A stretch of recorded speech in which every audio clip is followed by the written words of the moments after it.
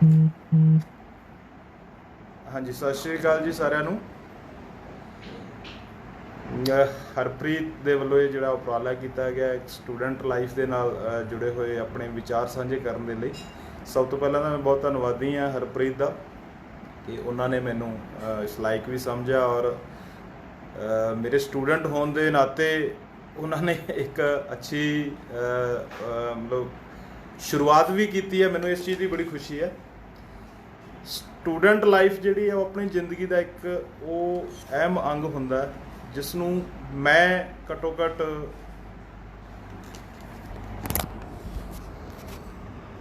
Hello ਆ ਰਹੀ ਹੈ ਆਵਾਜ਼? ਹੈਲੋ ਹੈਲੋ ऑडिबल सुनाई दे रहा ना सबनों? Please respond.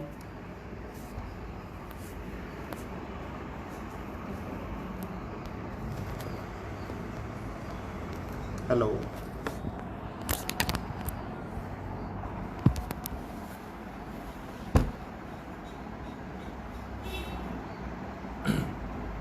आवाज आ रही है?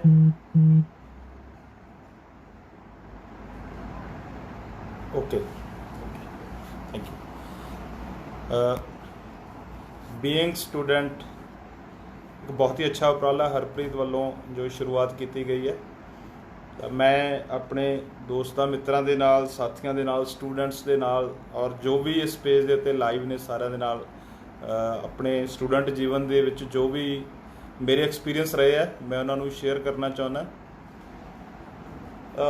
विद्यार्थी जीवन जिंदगी का वो हिस्सा होंदा जिसनों मैं अपने लैवल पर मन के चलना। तो मैं विद्यार्थी जीवन एक आईना मन के चलदा, एक शीशा मन के चलदा। हर वक्त जो तुहाडे सामने रहिंदा है ते तुहानूं राह दिखाउंदा कि तुसीं की विद्यार्थी जीवन दे विच रहिंदे होए तुसीं बहुत सारियां समस्यावां दा सामना कीता हुंदा। बहुत सारे तुहाडे अगे इहो जिहे पड़ाਅ आए हुंदे आ ਜਿਹੜੇ ਕਿ ਤੁਹਾਨੂੰ ਭਵਿੱਖ ਦੇ ਵਿੱਚ ਕੁਝ ਬਣਨ ਦੇ ਲਈ ਪ੍ਰੇਰਦੇ ਆ, ਤੁਹਾਡੇ ਲਈ ਕੁਝ ਇਹੋ ਜਿਹੇ ਮੁਸੀਬਤਾਂ ਵੀ ਖੜੀਆਂ ਕਰਦੇ ਆ ਕਿ ਤੁਹਾਨੂੰ ਸੋਚਣ ਲਈ ਮਜਬੂਰ ਕਰ ਦਿੰਦੇ ਆ ਕਿ ਤੁਹਾਨੂੰ ਕੀ ਹੋਣਾ ਚਾਹੀਦਾ ਜਾਂ ਕੀ ਨਹੀਂ ਹੋਣਾ ਚਾਹੀਦਾ।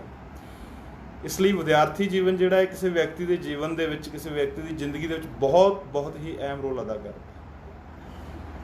ਮੈਂ ਜਦੋਂ ਆਪਣਾ ਸਕੂਲੀ ਜੀਵਨ ਸ਼ੁਰੂਆਤ ਕੀਤੀ ਤਾਂ ਸ਼ੁਰੂਆਤੀ ਦਿਨਾਂ ਦੇ ਵਿੱਚ जो बहुत इनिशियल स्टेज, शुरुआती स्टेज है, उसके बारे बहुत ज़्यादा याद भी नहीं है, पर जिन्ना कि याद है जो मैनू लग्या कि मैनू तुहाडे नाल शेयर करना चाहिए। सब तो वड्डी चीज़ ये है कि असी मेरी सारी स्कूलिंग जिहड़ी है कॉलेज तक, यूनिवर्सिटी तक लगभग सारी दी सारी मेरी एजुकेशन है जिहड़ी वो सरकारी इंस्टीट्यूट्स दे विचों ही हुई है। सरकारी कॉलेज, स्कूल, कॉलेज, इंस्टीट्यूट्स दे विचों हुई है।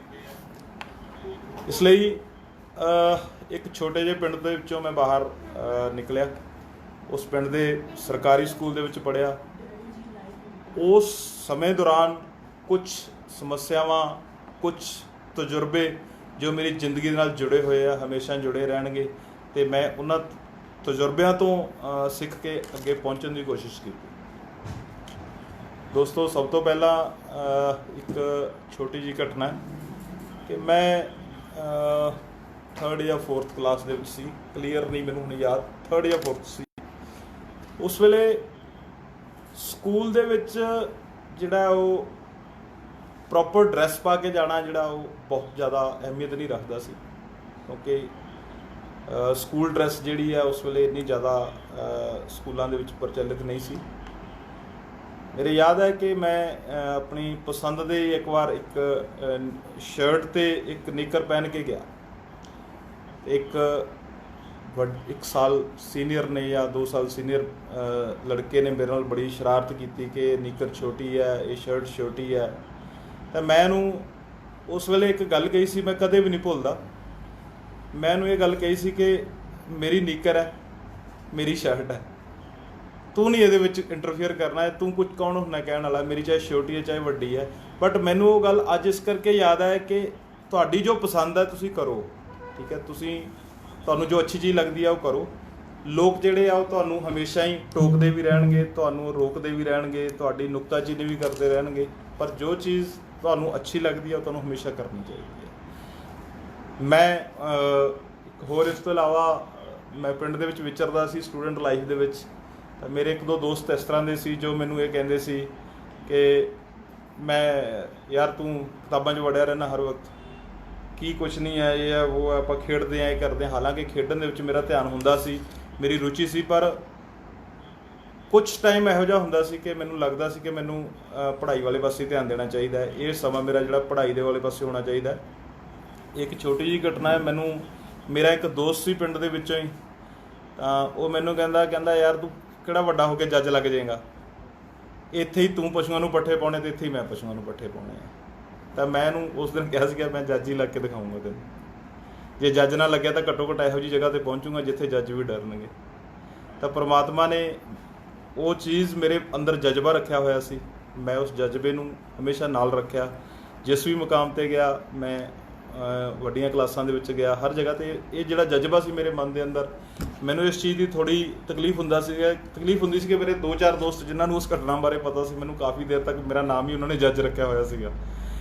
ਅਤੇ ਹੁਣ ਮੈਂ ਕਈ ਵਾਰੀ ਉਹਨਾਂ ਦੋਸਤਾਂ ਮਿੱਤਰਾਂ ਨੂੰ ਮਿਲਦਾ ਅਤੇ ਮੈਂ ਉਹਨਾਂ ਨੂੰ ਹੱਸਦਾ ਹੁੰਦਾ, ਯਾਰ ਤੁਹਾਨੂੰ ਕੀ ਲੱਗਦਾ? ਅਤੇ ਉਹ ਕਹਿੰਦੇ ਯਾਰ ਨਹੀਂ, ਤੂੰ ਜੋ ਉਸ ਦਿਨ ਉਹ ਗੱਲ ਕਹੀ ਸੀ ਬਹੁਤ ਅੱਛੀ ਸੀਗੀ। ਸਾਨੂੰ ਉਸ ਦਿਨ ਜ਼ਰੂਰ ਲੱਗਿਆ ਸੀਗਾ ਕਿ ਐਵੇਂ ਕਹਿ ਰਿਹਾ, ਪਰ ਬੜਾ ਹੀ ਅੱਛਾ ਲੱਗਦਾ ਜਦੋਂ ਹੁਣ ਦੋਸਤਾਂ ਮਿੱਤਰਾਂ ਨਾਲ ਮਿਲਦੇ ਆ ਉਹਨਾਂ ਨਾਲ। ਤਾਂ ਉਹ ਵਿਦਿਆਰਥੀ ਜੀਵਨ ਜਿਹੜਾ ਉਸ ਸਮੇਂ ਦੇ ਵਿੱਚ ਜੋ ਵੀ ਅਸੀਂ ਕਿਸੇ ਵੀ ਪ੍ਰਕਾਰ ਦੇ ਲੋਕਾਂ ਦੇ ਨਾਲ ਗੱਲਬਾਤ ਕੀਤੀ, ਉਹਨਾਂ ਤੋਂ ਤਜਰਬੇ ਤੋਂ ਸਿੱਖਿਆ, ਔਰ ਉਹਨਾਂ ਦੇ ਨਾਲ ਜੋ ਅਸੀਂ ਵਿਚਰੇ ਔਰ ਜੋ ਅਸੀਂ ਸਮੱਸਿਆਵਾਂ ਦਾ ਸਾਹਮਣਾ ਕੀਤਾ। ਖਾਸ ਤੌਰ 'ਤੇ ਮੈਂ ਜਦੋਂ ਅਸੀਂ ਆਪਣੇ ਸਕੂਲੀ ਜੀਵਨ ਦੇ ਵਿੱਚ ਹੁੰਦੇ ਹਾਂ, ਬਹੁਤ ਸਾਰੀਆਂ ਸਮੱਸਿਆਵਾਂ ਹੁੰਦੀਆਂ, ਘਰੇਲੂ ਸਮੱਸਿਆਵਾਂ ਹੁੰਦੀਆਂ, ਤੁਹਾਡਾ ਪਰਿਵਾਰ ਤੁਹਾਨੂੰ ਸਪੋਰਟ ਕਰਦਾ ਜਾਂ ਨਹੀਂ ਕਰਦਾ। ਮੇਰੇ ਪਰਿਵਾਰ ਦੇ ਵਿੱਚ ਅਸੀਂ 5 ਭੈਣ ਭਾਈ ਸੀ। ਮੈਂ ਸਾਰਿਆਂ ਤੋਂ ਛੋਟਾ ਹੋਣ ਦੇ ਨਾਤੇ ਘਰ ਦੇ ਵਿੱਚ ਥੋੜ੍ਹਾ ਲਾਡਲਾ ਵੀ ਸੀ, ਪਰ ਜਿਹੜਾ ਸਕੂਲੀ ਮਾਹੌਲ ਸੀ ਜਿਹੜਾ ਉਹਦੇ ਵਿੱਚ ਇੰਨੀ ਜ਼ਿਆਦਾ ਮੈਨੂੰ ਸਪੋਰਟ ਜਿਹੜੀ ਘਰ ਵੱਲੋਂ ਮਿਲਣੀ ਚਾਹੀਦੀ ਸੀ, ਉਹ ਹੋ ਸਕਦਾ ਇੱਕ ਪੇਂਡੂ ਪਰਿਵਾਰ ਦੇ ਵਿੱਚ ਬਹੁਤ ਸਾਰੇ ਲੜਕੇ ਜਿਹੜੇ ਉਹਨੂੰ ਮਿਸ ਵੀ ਕਰਦੇ ਆ, ਮੈਂ ਵੀ ਮਿਸ ਕੀਤੀ ਸੀ ਉਹ। ਪਰ ਕਦੇ ਕਿਸੇ ਨੇ ਇਹ ਨਹੀਂ ਕਿਹਾ ਸੀਗਾ ਕਿ ਪੜ੍ਹਾਈ ਵਾਲੇ ਪਾਸੇ ਨਹੀਂ ਜਾਣਾ। ਪਰ ਜਿਹੜੀ ਸਪੋਰਟ ਅੱਜ ਅਸੀਂ ਆਪਣੇ ਬੱਚਿਆਂ ਨੂੰ ਦੇ ਰਹੇ ਹਾਂ, ਉਹ ਸਪੋਰਟ ਕਦੇ ਜ਼ਿੰਦਗੀ 'ਚ ਨਹੀਂ ਨਹੀਂ ਮਿਲੀ ਸੀ ਇਨਫੈਕਟ। ਪਰ ਮੈਂ ਇਹ ਜ਼ਰੂਰ ਕਹਾਂਗਾ ਕਿ ਮੇਰੇ ਮਾਂ-ਬਾਪ ਨੇ ਉਸ ਲੈਵਲ ਤੱਕ, ਜਿਸ ਲੈਵਲ ਤੱਕ ਉਹਨਾਂ ਦੀ ਪਹੁੰਚ ਸੀ, ਉਹਨਾਂ ਨੇ ਕੋਸ਼ਿਸ਼ ਕੀਤੀ ਕਿ ਜਿੰਨਾ ਵੀ ਸਪੋਰਟ ਕੀਤਾ ਜਾ ਸਕੇ ਕੀਤਾ। ਇੱਕ ਮੈਟ੍ਰਿਕ ਮੈਂ ਪਾਸ ਕੀਤੀ, ਤਾਂ ਇੱਕ ਛੋਟੀ ਜਿਹੀ ਘਟਨਾ ਉਸ ਵੇਲੇ ਮੇਰੇ ਜ਼ਿਹਨ ਦੇ ਵਿੱਚ ਆ ਰਹੀ ਹੈ ਕਿ ਜਿਸ ਵੇਲੇ ਮੈਂ ਮੈਟ੍ਰਿਕ ਅਸੀਂ ਕਰ ਰਹੇ ਸੀ, ਤਾਂ ਮੇਰੇ ਪਿੰਡ ਦੇ ਵਿੱਚ ਉਸ ਤੋਂ ਪਹਿਲਾਂ ਮੈਟ੍ਰਿਕ ਦੇ ਵਿੱਚੋਂ ਜੇ ਇੱਕ ਲੜਕਾ ਕੋਈ ਪਾਸ ਹੋ ਜਾਂਦਾ ਸੀ ਤਾਂ ਬਹੁਤ ਵੱਡੀ ਘਟਨਾ ਮੰਨੀ ਜਾਂਦੀ, ਬੜਾ ਵੱਡਾ ਇਤਿਹਾਸ ਹੋ ਜਾਂਦਾ ਸੀ ਉਹ, ਕਿ ਵੀ ਇੱਕ ਲੜਕਾ ਪਾਸ ਹੋਇਆ। ਮੈਨੂੰ ਯਾਦ ਹੈ ਕਿ ਮੇਰੇ ਤੋਂ 1-2 ਸਾਲ ਪਹਿਲਾਂ ਪੂਰੀ ਕਲਾਸ ਮੈਟ੍ਰਿਕ ਦੇ ਵਿੱਚੋਂ ਫੇਲ ਸੀ, ਅਤੇ ਇੱਕ ਲੜਕੇ ਦੀ ਕੰਪਾਰਟਮੈਂਟ ਆਈ ਸੀ, ਅਤੇ ਉਹ ਕੰਪਾਰਟਮੈਂਟ ਵਾਲਾ ਲੜਕਾ ਪੂਰੇ ਪਿੰਡ ਦੇ ਵਿੱਚ ਪੂਰਾ ਹੁੱਬ ਕੇ ਫਿਰਦਾ ਹੁੰਦਾ ਸੀਗਾ ਕਿ ਮੈਂ ਹੀ ਪਾਸ ਹਾਂ ਇਕੱਲਾ, ਬਾਕੀ ਸਾਰੇ ਫੇਲ ਹੈ। ਮੈਨੂੰ ਉਹ ਜਿਹੜੀ ਉਹਦੀ ਗੱਲ ਸੀ ਬੜੀ ਹਿੱਟ ਕਰਦੀ ਸੀ ਕਿ ਯਾਰ ਇੱਕ ਜਣਾ ਪਾਸ ਹੋ ਰਿਹਾ ਔਰ ਕੰਪਾਰਟਮੈਂਟ ਹੈ। ਕੰਪਾਰਟਮੈਂਟ ਦਾ ਮੈਨੂੰ ਉਸ ਵੇਲੇ ਫਸਟ ਟਾਈਮ ਪਤਾ ਚੱਲਿਆ ਸੀ ਕਿ 2 ਪੇਪਰਾਂ 'ਚੋਂ ਫੇਲ ਹੈ। ਅਤੇ ਜਦੋਂ ਮੈਂ ਮੈਟ੍ਰਿਕ ਦੇ ਵਿੱਚ ਆਇਆ ਤਾਂ ਪ੍ਰਮਾਤਮਾ ਦੀ ਕਿਰਪਾ ਦੇ ਨਾਲ ਸਾਨੂੰ ਇੱਕ ਸਾਡੇ ਗੁਰੂ ਜੀ ਮਿਲੇ ਸੀ, ਸ਼੍ਰੀ ਵੇਦ ਪ੍ਰਕਾਸ਼ ਜੀ, ਬਹੁਤ ਸਤਿਕਾਰ ਹੈ ਉਹਨਾਂ ਦਾ। ਉਸ ਵੇਲੇ ਜ਼ਿਆਦਾਤਰ ਜਿਹੜਾ ਪਿੰਡਾਂ ਦੇ ਵਿੱਚ ਮਾਹੌਲ ਸੀ ਕਿ ਇੰਗਲਿਸ਼ ਔਰ ਮੈਥ, ਜਾਂ ਤਾਂ ਟੀਚਰ ਨਹੀਂ ਮਿਲਦੇ ਹੁੰਦੇ ਸੀ, ਜਾਂ ਟੀਚਰ ਮਿਲ ਜਾਂਦੇ ਸੀ ਤਾਂ ਬੱਚੇ ਪੜ੍ਹਨ ਵਾਲੇ ਨਹੀਂ ਹੁੰਦੇ ਸੀ, ਬੇਸ ਤੁਹਾਡਾ ਵਧੀਆ ਨਹੀਂ ਹੁੰਦਾ ਸੀ।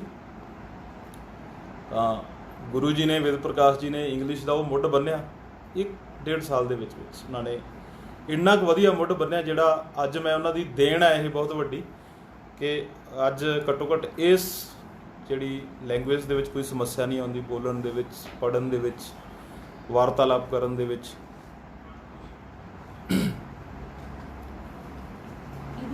ਤਾਂ ਮੈਂ ਉਸ ਸਾਲ ਜ਼ਿਲ੍ਹੇ ਦੇ ਵਿੱਚੋਂ ਟੌਪ ਕੀਤਾ ਸੀ ਮੈਟ੍ਰਿਕ ਦੇ ਵਿੱਚੋਂ। ਤਾਂ ਮੈਨੂੰ ਧਿਆਨ 'ਚ ਹੈ ਕਿ ਸਾਡੇ ਜਿਹੜੇ ਪਿੰਡ ਦੇ ਵਿੱਚੋਂ 1 ਜਾਂ 2 ਬੱਚੇ ਸਕੂਲ ਦੇ ਵਿੱਚੋਂ ਮੈਟ੍ਰਿਕ 'ਚੋਂ ਪਾਸ ਹੁੰਦੇ ਸੀਗੇ ਬੜੀ ਮੁਸ਼ਕਿਲ ਨਾਲ, 35-40 55% 50% ਲੈ ਕੇ।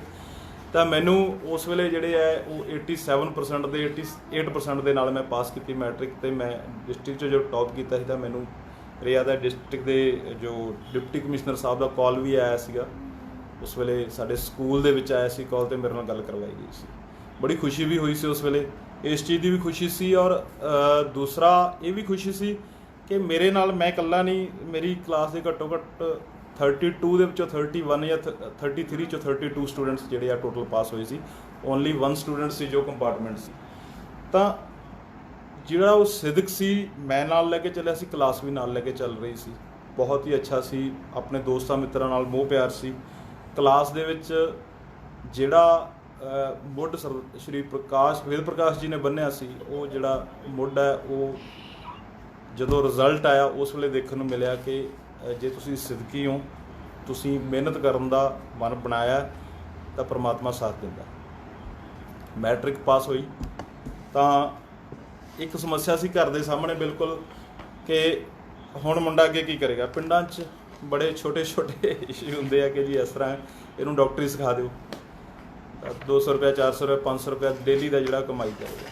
ਮੇਰੇ ਨਾਲ ਵੀ ਇਸ ਤਰ੍ਹਾਂ ਦਾ ਹੀ ਕੁਛ ਹੋਇਆ ਸੀ ਕਿ ਘਰ ਦੇ ਚਾਹੁੰਦੇ ਸੀਗੇ ਕਿ ਮੈਂ ਕਿਸੇ ਡਾਕਟਰ ਦੇ ਕੋਲੇ 2 ਮਹੀਨੇ 6 ਮਹੀਨੇ ਜਾਂ ਸਾਲ ਲਗਾ ਕੇ ਥੋੜ੍ਹਾ ਬਹੁਤ ਡਾਕਟਰੀ ਦਾ ਕੰਮ ਸਿੱਖ ਲਾਂ, ਪੜ੍ਹਾਈ ਦਾ ਕੋਈ ਬਹੁਤਾ ਅੱਗੇ ਫਾਇਦਾ ਨਹੀਂ। ਇੱਕ ਦੋ ਮਜ਼ਾਕ ਵੀ ਹੁੰਦੇ ਸੀਗੇ ਕਿ ਕਹਿੰਦੇ ਜਿਹੜੇ ਜ਼ਿਆਦਾ ਪੜ੍ਹ ਲਿਖ ਜਾਂਦੇ ਆ ਉਹ ਮਾਂ-ਬਾਪ ਦੇ ਜ਼ਿਆਦਾ ਠੁੱਡੇ ਮਾਰਦੇ ਆ ਜਾਂ ਉਹਨਾਂ ਦੇ ਠੋਕਰਾਂ ਮਾਰਦੇ ਆ। ਇਹ ਵੀ ਉਸ ਵੇਲੇ ਕਾਫੀ ਪ੍ਰਚਲਿਤ ਸੀ। ਮੈਂ ਇੱਛਾ ਜ਼ਾਹਰ ਕੀਤੀ ਅੱਗੇ ਪੜ੍ਹਨ ਦੀ ਆਪਣੇ ਫਾਦਰ ਸਾਹਿਬ ਕੋਲੇ, ਤਾਂ ਮੇਰੇ ਫਾਦਰ ਸਾਹਿਬ ਨੇ ਕਿਹਾ ਕਿ ਵੀ ਨਹੀਂ ਕੋਈ ਕੰਮ ਵਗੈਰਾ ਕਰ ਲਿਆ ਜਾਵੇ, ਬਟ ਮੈਨੂੰ ਇੱਛਾ ਸੀ ਪੜ੍ਹਨ ਦੀ। ਤਾਂ ਮੇਰੇ ਫਾਦਰ ਸਾਹਿਬ ਨੇ ਕਿਹਾ ਕਿ ਨਹੀਂ ਜ਼ਿਆਦਾ ਪੜ੍ਹ ਲਿਖ ਗਿਆ ਤਾਂ ਸਾਡੇ ਹੀ ਹੋ ਸਕਦਾ ਤੂੰ ਕੱਲ੍ਹ ਨੂੰ ਠੁੱਡੇ ਮਾਰੇ, ਸਾਨੂੰ ਠੋਕਰ ਮਾਰੇ। ਤਾਂ ਮੈਂ ਉਸ ਵੇਲੇ ਕਿਹਾ ਸੀ ਨਹੀਂ ਇਸ ਤਰ੍ਹਾਂ ਦਾ ਨਹੀਂ ਹੈ।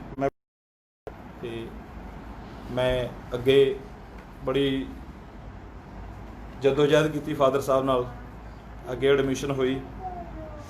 ਮੈਂ ਸੁੱਖੀ ਸਾਂਦੀ +1 ਅਤੇ +2 ਕਰ ਲਈਆਂ। ਹੁਣ ਸਭ ਤੋਂ ਵੱਡੀ ਸਮੱਸਿਆ ਸੀ ਮੇਰੇ ਸਾਹਮਣੇ, ਉਹ ਸਮੱਸਿਆ ਸੀ ਕਿ ਗ੍ਰੈਜੂਏਸ਼ਨ ਕਿਵੇਂ ਕਰਨੀ ਹੈ। ਹੁਣ ਇਸ ਸਟੇਜ 'ਤੇ ਆ ਕੇ ਮਤਲਬ ਘਰਦਿਆਂ ਨੇ ਬਿਲਕੁਲ ਹੱਥ ਖੜੇ ਕਰਤੇ, ਕਹਿੰਦੇ ਨਹੀਂ ਹੁਣ ਨਹੀਂ, ਇਸ ਤੋਂ ਜ਼ਿਆਦਾ ਪੜ੍ਹਾਵਾਂਗੇ ਤਾਂ ਸਾਨੂੰ ਪਤਾ ਹੈ ਹੱਥੋਂ ਹੀ ਨਿਕਲਣਾ ਹੈ।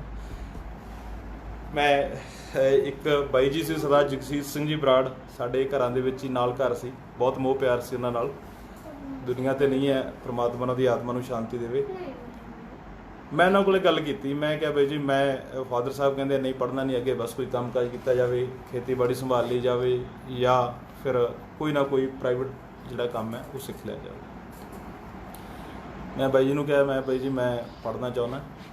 ਬਾਈ ਜੀ ਕਹਿੰਦੇ ਕਿੰਨੀ ਐਡਮਿਸ਼ਨ ਹੈ, ਕਿੰਨਾ ਦਾਖਲਾ ਫੀਸ ਹੈ। ਉਸ ਵੇਲੇ ਗਵਰਨਮੈਂਟ ਕਾਲਜ ਦੇ ਵਿੱਚ 1500-1600 ਰੁਪਇਆ ਦਾਖਲਾ ਫੀਸ ਸੀ। ਮੈਂ ਉਹਨਾਂ ਨੂੰ ਦੱਸਿਆ 1500-1600 ਰੁਪਇਆ ਦਾਖਲਾ ਫੀਸ ਹੈ। ਅਤੇ ਉਹਨਾਂ ਨੇ ਮੈਨੂੰ ਕਿਹਾ ਦਾਖਲਾ ਫੀਸ ਬੁੱਕਸ ਵਗੈਰਾ ਸਭ ਕੁਝ ਖਰੀਦਣੀਆਂ, ਚੱਲ ਕੋਈ ਗੱਲ ਨਹੀਂ ਤੂੰ ਮੈਥੋਂ ਉਹਨਾਂ ਨੇ ਮੈਨੂੰ ਉਸ ਵੇਲੇ 3000 ਰੁਪਇਆ ਪਕੜਾਇਆ, ਕਹਿੰਦੇ ਚੱਕ 3000 ਰੁਪਇਆ ਆਪਣੇ ਡੈਡੀ ਨੂੰ ਨਾ ਦੱਸੀ ਅਤੇ ਦਾਖਲਾ ਭਰਿਆ ਜਾ। ਮੈਂ ਬਹੁਤ ਹੀ ਰਿਣੀ ਹਾਂ ਉਹਨਾਂ ਦਾ, ਬਾਈ ਜੀ ਦਾ ਅੱਜ ਦੁਨੀਆ 'ਤੇ ਨਹੀਂ ਹੈ ਪਰ ਮੈਂ ਉਹਨਾਂ ਦਾ ਬਹੁਤ ਰਿਣੀ ਹੈ। ਉਹ ਜਿਹੜਾ ਮੁੱਢ ਸੀ ਉਹਨਾਂ ਨੇ ਉਸ ਵੇਲੇ ਸਟਾਰਟ ਕੀਤਾ ਸੀਗਾ। ਮੈਂ ਉਸ ਵੇਲੇ ਸੋਚਿਆ ਸੀਗਾ ਕਿ ਨਹੀਂ, ਜੇ ਅੱਗੇ ਵਧਣਾ ਤਾਂ ਸਿਰਫ ਅਤੇ ਸਿਰਫ ਡਿਪੈਂਡੈਂਟ ਨਹੀਂ ਰਹਿਣਾ ਕਿਸੇ ਦੇ ਉੱਤੇ, ਸੈਲਫ ਡਿਪੈਂਡੈਂਟ ਹੋ ਕੇ ਵੀ ਪੜ੍ਹਾਈ ਕੀਤੀ ਜਾ ਸਕਦੀ ਹੈ। ਮੈਂ ਨਾਲ ਦੀ ਨਾਲ ਕੁਛ ਟਿਊਸ਼ਨ ਵਗੈਰਾ ਦਾ ਕੰਮ ਸਟਾਰਟ ਕਰ ਲਿਆ, ਫਿਰ ਡਾਇਰੀ ਸਟਾਰਟ ਕੀਤੀ ਤਾਂ ਜੋ ਮੈਂ ਸੈਲਫ ਡਿਪੈਂਡੈਂਟ ਹੋਵਾਂ। ਸੈਲਫ ਡਿਪੈਂਡੈਂਟ ਹੋਣ ਦੇ ਨਾਲ ਨਾਲ ਮੈਂ ਫੈਮਿਲੀ ਨੂੰ ਵੀ ਸਪੋਰਟ ਕੀਤੀ। ਫੈਮਿਲੀ ਨੂੰ ਸਪੋਰਟ ਕਰਦੇ ਕਰਦੇ ਮੈਂ ਅੱਗੇ ਵਧਣ ਦੀ ਕੋਸ਼ਿਸ਼ ਕੀਤੀ ਅਤੇ ਫਿਰ ਮੈਂ ਪਿੱਛੇ ਮੁੜ ਕੇ ਨਹੀਂ ਦੇਖਿਆ ਕਦੇ ਵੀ ਜ਼ਿੰਦਗੀ ਦੇ ਵਿੱਚ। ਇਸ ਤਰ੍ਹਾਂ ਦਾ ਫਿਰ ਉਸ ਤੋਂ ਬਾਅਦ ਮੋੜ ਨਹੀਂ ਆਇਆ ਜਿੱਥੇ ਆ ਕੇ ਇਹ ਲੱਗੇ ਕਿ ਨਹੀਂ ਪੜ੍ਹਾਈ ਛੱਡ ਦੇਣੀ ਚਾਹੀਦੀ ਹੈ ਜਾਂ ਨਹੀਂ, ਪੜ੍ਹਾਈ ਜਿਹੜਾ ਮੇਰਾ ਪੜ੍ਹਾਈ ਦੇ ਵਾਲੇ ਪਾਸੇ ਜਾਣ ਦਾ ਜਿਹੜਾ ਕਦਮ ਆ ਉਹ ਬਹੁਤ ਅੱਛਾ ਨਹੀਂ ਸੀ। ਮੈਨੂੰ ਹਰ ਮੋੜ ਦੇ ਉੱਤੇ ਇਸ ਤਰ੍ਹਾਂ ਲੱਗਿਆ ਕਿ ਨਹੀਂ, ਇਹ ਜਿਹੜਾ ਮੇਰਾ ਕਦਮ ਹੈ ਉਹ ਮੈਨੂੰ ਅੱਗੇ ਲੈ ਕੇ ਜਾਏਗਾ ਇੱਕ ਦਿਨ। ਅੱਗੇ ਹਰਜੋਤ ਕੌਰ ਖਹਿਰਾ ਜੀ ਦਾ ਇੱਕ ਕਮੈਂਟ ਆਇਆ ਕਿ ਸਪੋਰਟ ਨਾਲੋਂ ਸਹੀ ਡਾਇਰੈਕਸ਼ਨ ਦੀ ਲੋੜ ਜ਼ਿਆਦਾ ਹੈ। ਬਿਲਕੁਲ ਜੀ, ਜੋ ਡਾਇਰੈਕਸ਼ਨ ਜਿਹੜਾ ਇੱਕ ਕਹਿੰਦੇ ਹੁੰਦੇ ਆ ਕਿ ਡਾਇਰੈਕਸ਼ਨਲੈਸ ਤੀਰ ਹੈ, ਜਿਹੜਾ ਦਿਸ਼ਾਹੀਣ ਤੀਰ ਹੈ ਜਿਹੜਾ, ਉਹ ਸਭ ਤੋਂ ਜ਼ਿਆਦਾ ਨੁਕਸਾਨ ਕਰਦਾ। ਅਤੇ ਜੇ ਕਿਸੇ ਤੀਰ ਨੂੰ ਸਹੀ ਦਿਸ਼ਾ ਦੇ ਦਿੱਤੀ ਜਾਵੇ ਤਾਂ ਉਹ ਬਿਲਕੁਲ ਨਿਸ਼ਾਨੇ 'ਤੇ ਲੱਗਦਾ ਜਾ ਕੇ। ਮੈਂ ਬਹੁਤ ਹੀ ਸਤਿਕਾਰਯੋਗ ਮੈਡਮ ਭੁਪਿੰਦਰ ਕੌਰ ਬਰਾੜ ਹੈ, ਮੇਰੇ ਗੁਰੂ ਜੀ, ਮੈਥ ਟੀਚਰ ਸੀ ਮੇਰੇ ਸਕੂਲ ਦੇ ਵਿੱਚ। ਮੇਰੇ ਟੀਚਰ ਗੁਰੂ, ਵੱਡੀ ਭੈਣ, ਮਾਤਾ, ਬਹੁਤ ਹੀ ਸਤਿਕਾਰ ਹੈ ਉਹਨਾਂ ਦਾ। ਉਹਨਾਂ ਨੇ 6th ਕਲਾਸ ਤੋਂ ਲੈ ਕੇ 10th तक मैं 5 साल उन्होंने कोले जो मैथेमैटिक्स सीखा सी, और हर स्टेज पे उन्होंने जो गाइड किया, जो उन्होंने सही दिशा दी, एक ही गल वो हमेशा कहते होंगे सी कि मोहिंदर बेटा सिर्फ तो सिर्फ पढ़ाई च ध्यान देना, होर किसी पासे नहीं। मैं वो चीज़ उन्होंने हमेशा कहना, मैडम कोई गल नहीं जी, तुसीं चिंता ना करो, मैं तुहानूं जिहड़े है 100 चों 100 नंबर लैके दिखावांगा। उस वेले 100 चों 100 साडे पिंड दे विच तां सुपना भी नहीं सीगा कोई बंदा, ते मेरे मैथ दे विच 100 तां नहीं आए, पर 99 जरूर लै लिया सी मैं उस वेले, 98 या 99 सी। मैनूं बड़ा अच्छा लग्या उस चीज़ का कि वो मैडम अज भी मेरे नाल जुड़े हुए आ, और हमेशा ही कहते हैं कि मोहिंदर तेरे नाल जिहड़ा उस वेले दा प्यार सी साडा अज तक है, तो मेरे नाल जुड़े हुए आ। मैडम ने मैनू इन्ना कुछ ज़्यादा मोटिवेट किया उस वेले, और 2-4 उन्होंने मैनू अपने एक्सपीरियंस लाइफ के दसे सी, जिन्हां तो मैं थोड़ा मैनू अगे वधन दे लई मोटिवेशन भी मिली। दूसरी चीज़ ये है कि डायरैक्शन कौन दे सकता, डायरैक्शन एक सच्चा गुरु दे सकता। मैं ये सीखा जिंदगी चो, अपने स्टूडेंट जीवन के विचों मैं सीखा कि डायरैक्शन जिहड़ा वो एक सच्चा गुरु दे सकता है, जो कि तुहाडे तो इच्छा रखता होवे कि मेरा स्टूडेंट जिहड़ा अगे जावे ते मैनू खुशी होवे। इहो जिहा गुरु जिहड़ा तुहानूं यही दिशा दे सकदा।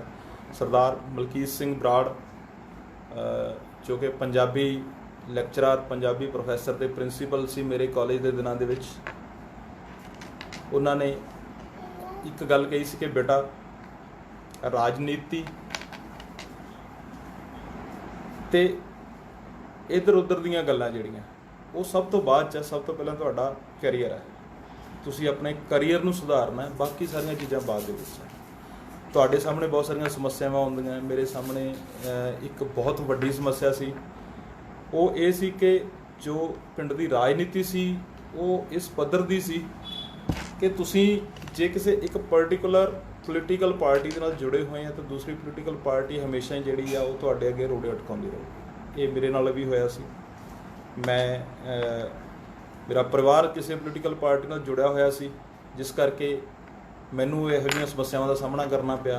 कई बारी जिहड़े लोग है वो नहीं चाहुंदे हुंदे, इहो जिहे लोग तुहानूं जिंदगी च मिलणगे जरूर, पर मेरी बेनती ये है कि इहो जिहे लोकां दे जिहड़े मिलाप है वो भी तुहानूं कोई अच्छा एक्सपीरियंस दे के जाते हैं, क्योंकि जब तक तुहाडी जिंदगी तुहाडे सामने समस्यावां नहीं है तो तुसीं अगे वधन का निश्चय नहीं कर सकते। मैनू मैं किसी का नाम तो नहीं लवांगा, बट किसी खास व्यक्ति विशेष वनियों कोशिश की गई सी कि कहंदा भी ये नौकरी नहीं करेगा, तो मैं ही कहा सीगा कि नौकरी परमात्मा की देन है, मेहनत की देन है, किसी व्यक्ति की देन। बहुत ही सत्कारयोग गुरु जी सरदार बराड़ साहब, प्रोफैसर मलकीत सिंह बराड़ जी कहते होंगे सी कि मोहिंदर बेटा कि हर एक चीज़ परमात्मा के हत्थ च है, एक तिणका भी जिहड़ा वो परमात्मा की इच्छा तो बगैर इधर उधर नहीं हो सकता। जे कुछ बंदे के हत्थ च होवे तो एक बंदा दूसरे बंदे नूं जिउण भी ना देवे। इस करके जिहड़े ये लोग तेरे रस्ते च रोड़े खड़े करते आ, अड़काउंदे आ, इन्हां तो डरना नहीं, पिछे नहीं हटना। ये छोटे रोड़े आ, ते एक दिन जिहड़े ये छोटे रोड़े आ जिहड़े तेरे रस्ते की वधिया तो वधिया सड़क बन जाएंगे।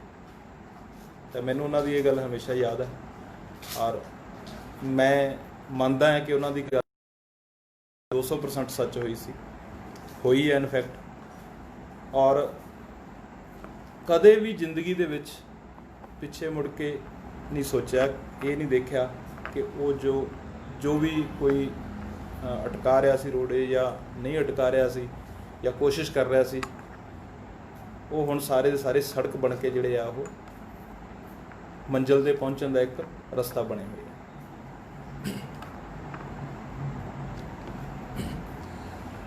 मेरे ख्याल भाभी जी, जस्सी भाभी जी, अच्छा, डिटर्मीनेशन बहुत वड्डी चीज़ है जी, क्योंकि हौसला तुहाडा जिहड़ा वो तुहाडा साथ दिंदा हमेशा हर मुकाम ते हर मोड़ ते। जे तुहाडे च हौसला है तो तुसीं अगे वध सकते हो, जे तुसीं हौसला हार गए तो फिर ये मन के चलो कि तुसीं अद्धी जंग जिहड़ी आ वो हार चुके हो। ਤੁਸੀਂ ਮਨ ਦੇ ਵਿੱਚ ਧਾਰ ਲਿਆ। ਮੈਂ ਮਨ ਦੇ ਵਿੱਚ ਇੱਕ ਚੀਜ਼ ਧਾਰੀ ਹੋਈ ਸੀ ਕਿ ਕੁਛ ਵੀ ਹੋ ਜਾਏ, ਕੁਛ ਵੀ ਹੋ ਜਾਏ, ਮੈਂ ਇਸ ਪਿੰਡ ਤੋਂ ਬਾਹਰ ਨਿਕਲਣਾ ਹੈ ਔਰ ਮੈਂ ਆਪਣਾ ਜੋ ਵੀ ਮੁਕਾਮ ਹੈ ਉਹ ਹਾਸਲ ਕਰਨਾ। ਮੇਰੀ ਜੋ ਸੋਚ ਸੀ ਉਹ ਹਮੇਸ਼ਾ ਇਹੀ ਸੀ ਕਿ ਇਹੋ ਜਿਹੀ ਜਗ੍ਹਾ 'ਤੇ ਜਾਈਏ ਜਿੱਥੇ ਜਾ ਕੇ ਕੋਈ ਨਾ ਕੋਈ ਮੈਂ ਕਿਸੇ ਦੇ ਕੰਮ ਆ ਸਕਾਂ। ਸੁਦੀਪ ਸਿੱਡਲ, ਹਾਂਜੀ ਪਲੀਜ਼। ਪ੍ਰੇਰਨਾ ਸਰੋਤ ਦੀ ਗੱਲ ਹੋ ਰਹੀ ਹੈ ਜੀ। ਪ੍ਰੇਰਨਾ ਸਰੋਤ ਮੈਂ ਤੁਹਾਨੂੰ ਇੱਕ ਗੱਲ ਦੱਸਦਾ, ਜਦੋਂ ਮੈਂ ਬਹੁਤ ਸਕੂਲੀ ਲਾਈਫ ਦੇ ਵਿੱਚ ਸੀ ਤਾਂ ਇੱਕ ਟੀਵੀ ਦੇ ਉੱਤੇ ਸੀਰੀਅਲ ਆਉਂਦਾ ਹੁੰਦਾ ਸੀ ਵਿਓਮਕੇਸ਼ ਬਖਸ਼ੀ, ਮੈਂ ਬਹੁਤ ਦੇਖਦਾ ਸੀ ਉਸਨੂੰ। ਇਹ ਇੱਕ ਡਿਟੈਕਟਿਵ ਸੀਰੀਅਲ ਸੀ ਅਤੇ ਮੈਨੂੰ ਬੜਾ ਅੱਛਾ ਲੱਗਦਾ ਸੀ। ਮੈਂ ਹਮੇਸ਼ਾ ਸੋਚਦਾ ਹੁੰਦਾ ਜੀ ਬੰਦੇ ਨੂੰ ਕਿਵੇਂ ਪਤਾ ਲੱਗ ਜਾਂਦਾ ਹੈ, ਕਿਵੇਂ ਇਹ ਮਰਡਰ ਨੂੰ ਲੱਭ ਲੈਂਦਾ ਹੈ ਅਤੇ ਕਿਸ ਤਰ੍ਹਾਂ ਇਹ ਬੰਦਾ, ਮਤਲਬ ਇਹਦੇ ਸੋਰਸ ਕੀ ਹੈ ਜਾਂ ਇਹ ਕਿਸ ਤਰੀਕੇ ਨਾਲ ਦਿਮਾਗ ਲਗਾਉਂਦਾ ਹੈ। ਤਾਂ ਉਹਦਾ ਜਿਹੜਾ ਹੀਰੋ ਸੀ, ਉਹ ਚਾਹੇ ਕੋਈ ਵੀ ਸੀ, ਮੈਨੂੰ ਨਾਮ ਨਹੀਂ ਅੱਜ ਕੱਲ੍ਹ ਯਾਦ ਉਹਦਾ, ਜੋ ਵੀ ਉਸ ਸੀਰੀਅਲ ਦਾ ਹੀਰੋ ਸੀ, ਬਹੁਤ ਹੀ ਵਧੀਆ ਸੀ। ਔਰ ਉਸ ਤੋਂ ਮੈਂ ਇਹ ਸੋਚਿਆ ਸੀਗਾ ਕਿ ਯਾਰ ਕੁਛ ਅਲੱਗ ਕਰਨਾ ਜਿਸ ਨਾਲ ਜ਼ਿੰਦਗੀ ਦੇ ਵਿੱਚ ਕੁਛ ਕਰਨ ਦਾ ਮਜ਼ਾ ਵੀ ਆਵੇ। ਬਾਈ ਹਰਜੋਤ ਬਰਾੜ CBI 'ਚ ਜਾਣ ਦਾ ਸਬਬ ਕਿਵੇਂ ਬਣਿਆ, ਇਹ ਕਿਸਮਤ ਸੀ ਬਾਈ ਜੀ। B.Ed ਕਰਨ ਤੋਂ ਬਾਅਦ ਅਸੀਂ ਇਹ ਸੋਚਿਆ ਕਿ ਨਹੀਂ ਟੀਚਿੰਗ ਲਾਈਨ ਆ। ਮੈਂ ਟੀਚਿੰਗ ਲਾਈਨ ਨੂੰ ਅੱਜ ਵੀ ਬਹੁਤ ਪਿਆਰ ਕਰਦਾ ਔਰ ਇਨਫੈਕਟ ਟੀਚਿੰਗ ਲਾਈਨ ਜਿਹੜਾ ਉਹ ਮੇਰਾ ਪਹਿਲਾ ਪਿਆਰ ਹੈ। CBI 'ਚ ਜਾਣ ਦਾ ਸਬਬ ਬਣਿਆ ਕਿ ਕੁਛ ਇਹੋ ਜਿਹੀਆਂ ਸਮੱਸਿਆਵਾਂ ਸਾਹਮਣੇ ਆ ਗਈਆਂ। ਮੈਂ ਕਾਲਜ ਦੇ ਵਿੱਚ ਲੈਕਚਰਰ ਸੀ, ਗਵਰਨਮੈਂਟ ਜੋਬ 'ਚ ਵੀ ਆ ਗਿਆ ਸੀ ਬਟ ਨਹੀਂ ਅੱਛੀ ਲੱਗ ਰਹੀ ਸੀ ਸਕੂਲ ਜੋਬ। ਕਾਲਜ ਦੇ ਵਿੱਚ ਜੋਬ ਕਰ ਰਿਹਾ ਸੀ, ਅੱਛਾ ਸੀ, ਸੈਟਿਸਫਾਈਡ ਸੀ। ਤਾਂ ਕੁਛ ਸਮੱਸਿਆਵਾਂ ਇਹੋ ਜਿਹੀਆਂ ਆਈਆਂ ਕਿ ਤੁਸੀਂ ਨਾ ਚਾਹੁੰਦੇ ਹੋਏ ਵੀ ਕਈ ਵਾਰ ਤੁਹਾਨੂੰ ਇਹੋ ਜਿਹੇ ਸਰਕਮਸਟਾਂਸ ਦੇ ਵਿੱਚੋਂ ਲੰਘਣਾ ਪੈਂਦਾ ਜਿਨ੍ਹਾਂ ਨੂੰ ਤੁਸੀਂ ਕਦੇ ਵੀ ਕਵਰ ਅਪ ਨਹੀਂ ਕਰ ਸਕਦੇ ਜੇ ਤੁਸੀਂ ਉਸ ਸਥਿਤੀ 'ਚ ਨਾ ਹੋ ਜਿਸ ਸਥਿਤੀ 'ਚ ਤੁਸੀਂ ਉਹਨਾਂ ਨੂੰ ਓਵਰਕਮ ਕਰੋ। ਮੈਂ ਆਪਣੀ ਅੱਛੀ ਜ਼ਿੰਦਗੀ ਜੀ ਰਿਹਾ ਸੀ ਔਰ ਸੈਟਲ ਸੀ ਲਗਭਗ ਕਾਲਜ ਦੇ ਵਿੱਚ। ਤਾਂ ਕੁਛ ਮਤਲਬ ਰਾਜਸੀ ਤੱਤਾਂ ਕਰਕੇ ਮੈਨੂੰ ਇਹ ਲੱਗਿਆ ਕਿ ਜਿਹੜੀ ਇਹ ਜੌਬ ਹੈ, ਠੀਕ ਹੈ, ਇਹਦੇ ਵਿੱਚ ਅਸੀਂ ਆਪਣਾ ਗੁਜ਼ਾਰਾ ਦਾ ਬਸਰ ਕਰ ਸਕਦੇ ਹਾਂ ਪਰ ਪ੍ਰੋਟੈਕਟ ਨਹੀਂ ਕਰ ਸਕਦੇ ਸੀ ਆਪਣੇ ਆਪ ਨੂੰ, ਕਿਉਂਕਿ ਬਹੁਤ ਦੱਬੂ ਰਹਿ ਕੇ ਕੰਮ ਕਰਨਾ ਪੈ ਰਿਹਾ ਸੀ। ਔਰ ਕਈ ਵਾਰ ਤਾਂ ਇਸ ਤਰ੍ਹਾਂ ਦਾ ਹੁੰਦਾ ਸੀ ਕਿ ਛੋਟੇ ਤੋਂ ਛੋਟਾ ਬੰਦਾ ਵੀ ਇਹ ਕਹਿ ਦਿੰਦਾ ਸੀ, ਕਹਿੰਦਾ ਕੀ ਯਾਰ ਮਾਸਟਰੀ ਹੈ, ਇਹਨੂੰ ਇਹ ਕੇਸ ਪਾ ਦਿਆਂਗੇ, ਉਹ ਕੇਸ ਪਾ ਦਿਆਂਗੇ। ਤਾਂ ਮੈਨੂੰ ਥੋੜ੍ਹੀ ਤਕਲੀਫ ਹੁੰਦੀ ਸੀਗੀ ਕਿ ਅਸੀਂ ਇੱਕ ਟੀਚਰ ਹੈ, ਨੇਸ਼ਨ ਬਿਲਡਰ ਹੈ ਔਰ ਬੱਚਿਆਂ ਦਾ ਭਵਿੱਖ ਸੁਧਾਰਨ ਦੇ ਲਈ ਆਪਣਾ ਪੂਰਾ ਟਾਈਮ ਦਿੱਤਾ ਹੋਇਆ। ਔਰ ਜਿਹੜੇ ਪੋਲੀਟੀਕਲ ਲੋਕ ਹੈ, ਜਿਹੜੇ ਰਾਜਸੀ ਲੋਕ ਹੈ, ਜ਼ਿਆਦਾ ਨਹੀਂ 7-7 8-8 ਪੜ੍ਹੇ ਹੁੰਦੇ ਆ, ਉਹਨਾਂ ਨੂੰ ਬਹੁਤਾ ਜ਼ਿਆਦਾ ਪਤਾ ਵੀ ਨਹੀਂ ਹੁੰਦਾ ਇਹਨਾਂ ਗੱਲਾਂ ਦਾ, ਪਰ ਇੱਕ ਉਹਨਾਂ ਦਾ ਮੋਟਿਵ ਹੁੰਦਾ ਕਿ ਕੌਣ ਅੱਗੇ ਜਾ ਰਿਹਾ, ਉਹਦੀ ਲੱਤ ਕਿਵੇਂ ਖਿੱਚਣੀ ਹੈ। ਤਾਂ ਇਸ ਤਰ੍ਹਾਂ ਦੇ ਲੋਕ ਮੈਨੂੰ ਵੀ ਬਹੁਤ ਮਿਲੇ। ਬਸ ਉਹਨਾਂ ਲੋਕਾਂ ਦਾ ਧੰਨਵਾਦ ਅੱਜ ਬਹੁਤ ਕਿ ਜਿਨ੍ਹਾਂ ਨੇ ਇੱਥੋਂ ਤੱਕ ਪਹੁੰਚਾਤਾ। ਕੁਛ ਲੋਕ ਮੈਨੂੰ ਮਿਲੇ ਸੀ ਜਿਨ੍ਹਾਂ ਨੇ ਬਹੁਤ ਟੰਗਾਂ ਖਿੱਚੀਆਂ ਅਤੇ ਹਰਪ੍ਰੀਤ ਬਾਈ, ਹਰਜੋਤ ਬਾਈ, ਉਹਨਾਂ ਲੋਕਾਂ ਦੀ ਹੀ ਦੇਣ ਹੈ ਕਿ ਮੈਂ CBI ਦੇ ਵਿੱਚ ਆਇਆ। ਅਤੇ CBI 'ਚ ਆਉਣ ਤੋਂ ਬਾਅਦ ਇੱਕ ਚੀਜ਼ ਤੁਹਾਨੂੰ ਮੈਂ ਜ਼ਰੂਰ ਦੱਸਦਾ ਕਿ ਉਹ ਜਿਹੜੇ ਟੰਗਾਂ ਖਿੱਚਦੇ ਹੁੰਦੇ ਸੀ ਉਹ ਮੂਹਰੇ ਹੱਥ ਜੋੜ ਕੇ ਖੜ੍ਹਦੇ ਆ।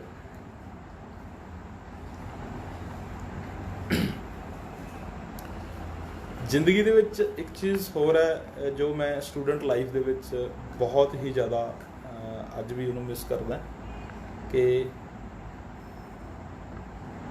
ਜਦੋਂ ਮੈਂ ਸਕੂਲ ਦੇ ਵਿੱਚ ਸੀ ਤਾਂ ਮੈਂ ਲਗਭਗ ਗੇਮਸ ਦੇ ਵਿੱਚ ਵੀ ਮੋਹਰੀ ਰਹਿੰਦਾ ਸੀ, ਕੋਸ਼ਿਸ਼ ਸੀ ਔਰ ਪੜ੍ਹਾਈ ਦੇ ਵਿੱਚ ਚਲੋ ਅੱਛੇ ਸੀ, ਪਰਮਾਤਮਾ ਦੀ ਮਿਹਰ ਸੀ। ਕਿਸੇ ਵੀ ਇੱਕ ਵਿਅਕਤੀ ਨੇ ਕਦੇ ਵੀ ਆ ਕੇ ਸਕੂਲ ਦੇ ਵਿੱਚ ਜਾਂ ਗਰਾਊਂਡ ਦੇ ਵਿੱਚ ਆ ਕੇ ਨਹੀਂ ਕਿਹਾ ਸੀ ਕਿ ਤੂੰ ਬਹੁਤ ਅੱਛਾ ਖੇਡਦਾ ਸੀ, ਤੈਨੂੰ ਸਪੋਰਟ ਕਰ।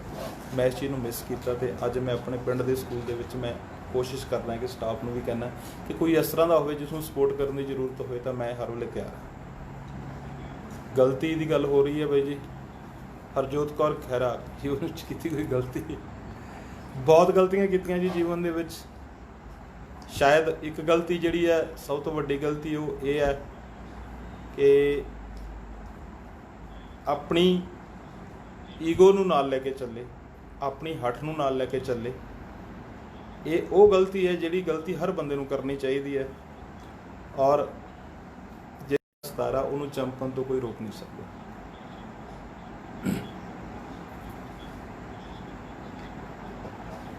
ਇੱਕ ਛੋਟੀ ਜਿਹੀ ਘਟਨਾ ਹੈ ਜਿਹੜੀ ਉਹ ਮੈਂ ਜ਼ਰੂਰ ਸ਼ੇਅਰ ਕਰਨੀ ਚਾਹਾਂਗਾ। ਮੇਰੇ ਸਕੂਲ ਦੀ ਹੈ, ਮੈਟ੍ਰਿਕ ਜਾਂ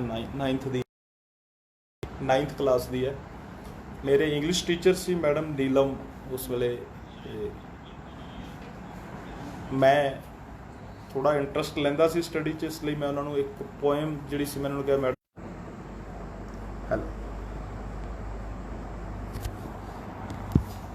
ਹਾਂਜੀ ਗੱਲ ਹੋ ਰਹੀ ਸੀ ਕਿ ਮੈਂ ਮੈਡਮ ਨੀਲਮ ਨੂੰ ਕਿਹਾ ਕਿ ਜੀ ਮੈਨੂੰ ਇਸ ਕਵਿਤਾ ਦੀ ਪੰਜਾਬੀ ਕਰ ਦਿਓ ਪਲੀਜ਼। ਮੈਨੂੰ ਅੱਛੀ ਲੱਗਦੀ ਸੀ ਕਵਿਤਾ ਉਹ, ਤਾਂ ਪਤਾ ਨਹੀਂ ਉਹ ਕਰ ਨਹੀਂ ਪਾਏ ਜਾਂ ਉਹਨਾਂ ਨੇ ਕੀਤੀ ਨਹੀਂ ਜਾਂ ਉਹਨਾਂ ਨੂੰ ਕੁਝ ਸ਼ਾਇਦ ਅਦਰਵਾਈਜ਼ ਲੱਗਿਆ। ਤਾਂ ਉਹਨਾਂ ਨੇ ਮੈਨੂੰ ਕਿਹਾ ਕਿ ਤੈਨੂੰ ਜ਼ਿਆਦਾ ਜ਼ਰੂਰਤ ਹੈ ਜਾਂ ਤੂੰ ਮੈਨੂੰ ਟੈਸਟ ਕਰ ਰਿਹਾ। ਮੈਂ ਕਿਹਾ ਨਹੀਂ ਮੈਡਮ, ਮੈਂ ਟੈਸਟ ਨਹੀਂ ਕਰ ਰਿਹਾ, ਮੈਨੂੰ ਇਹ ਕਵਿਤਾ ਅੱਛੀ ਲੱਗ ਰਹੀ ਹੈ, ਥੋੜ੍ਹੀ ਜਿਹੀ ਸਮਝ ਆ ਰਹੀ ਹੈ, ਅੱਛੀ ਲੱਗ ਰਹੀ ਹੈ, ਤਾਂ ਮੈਨੂੰ ਜੇ ਤੁਸੀਂ ਇਹਦੀ ਟਰਾਂਸਲੇਟ ਕਰ ਦਿਓ ਤਾਂ ਮੈਂ ਇਹਨੂੰ ਅੱਛੀ ਤਰ੍ਹਾਂ ਕਰਾਂਗਾ। ਉਹ ਕਰਕੇ ਨਹੀਂ ਦਿੱਤੀ ਗਈ। ਅਤੇ ਮੈਂ ਆਪਣੇ ਉਸ ਤੋਂ ਬਾਅਦ ਇੱਕ ਚੀਜ਼ ਸੋਚੀ ਕਿ ਜਿਹੜੀ ਚੀਜ਼ ਤੁਹਾਨੂੰ ਅੱਛੀ ਲੱਗਦੀ ਹੈ, ਜੇ ਉਹ ਤੁਹਾਨੂੰ ਕੋਈ ਸਮਝਾਵੇ ਨਾ, ਤਾਂ ਜਿੰਨੀ ਤਕਲੀਫ ਹੁੰਦੀ ਹੈ ਮੈਨੂੰ ਉਸ ਵੇਲੇ ਪਤਾ ਲੱਗੀ ਸੀ। ਮੈਂ ਉਸ ਤੋਂ ਬਾਅਦ ਜਿੰਨੀ ਦੇਰ ਵੀ ਟੀਚਿੰਗ ਲਾਈਨ 'ਚ ਰਿਹਾ, ਜਾਂ ਅੱਜ ਵੀ ਮੇਰੀ ਕੋਸ਼ਿਸ਼ ਰਹਿੰਦੀ ਹੈ ਕਿ ਜਿੰਨਾ ਕੋਸ਼ਿਸ਼ ਹੈ ਕਿ ਬੱਚਿਆਂ ਨੂੰ ਜਾਂ ਜਿਹੜੇ ਸਟੂਡੈਂਟਸ ਉਸ ਵੇਲੇ ਦੇ ਹੈਗੇ ਆ ਜਿਹੜੇ ਮੇਰੇ ਨਾਲ ਜੁੜੇ ਹੋਏ ਅੱਜ ਵੀ, ਅਗਰ ਕੋਈ ਚੀਜ਼ ਕਿਸੇ ਨੂੰ ਲੱਗਦਾ ਕਿ ਮੈਂ ਉਸ ਨੂੰ ਥੋੜ੍ਹਾ ਸੌਖੇ ਤਰੀਕੇ ਨਾਲ ਦੱਸ ਸਕਦਾ ਤਾਂ ਮੇਰੀ ਕੋਸ਼ਿਸ਼ ਇਹ ਰਹਿੰਦੀ ਹੈ।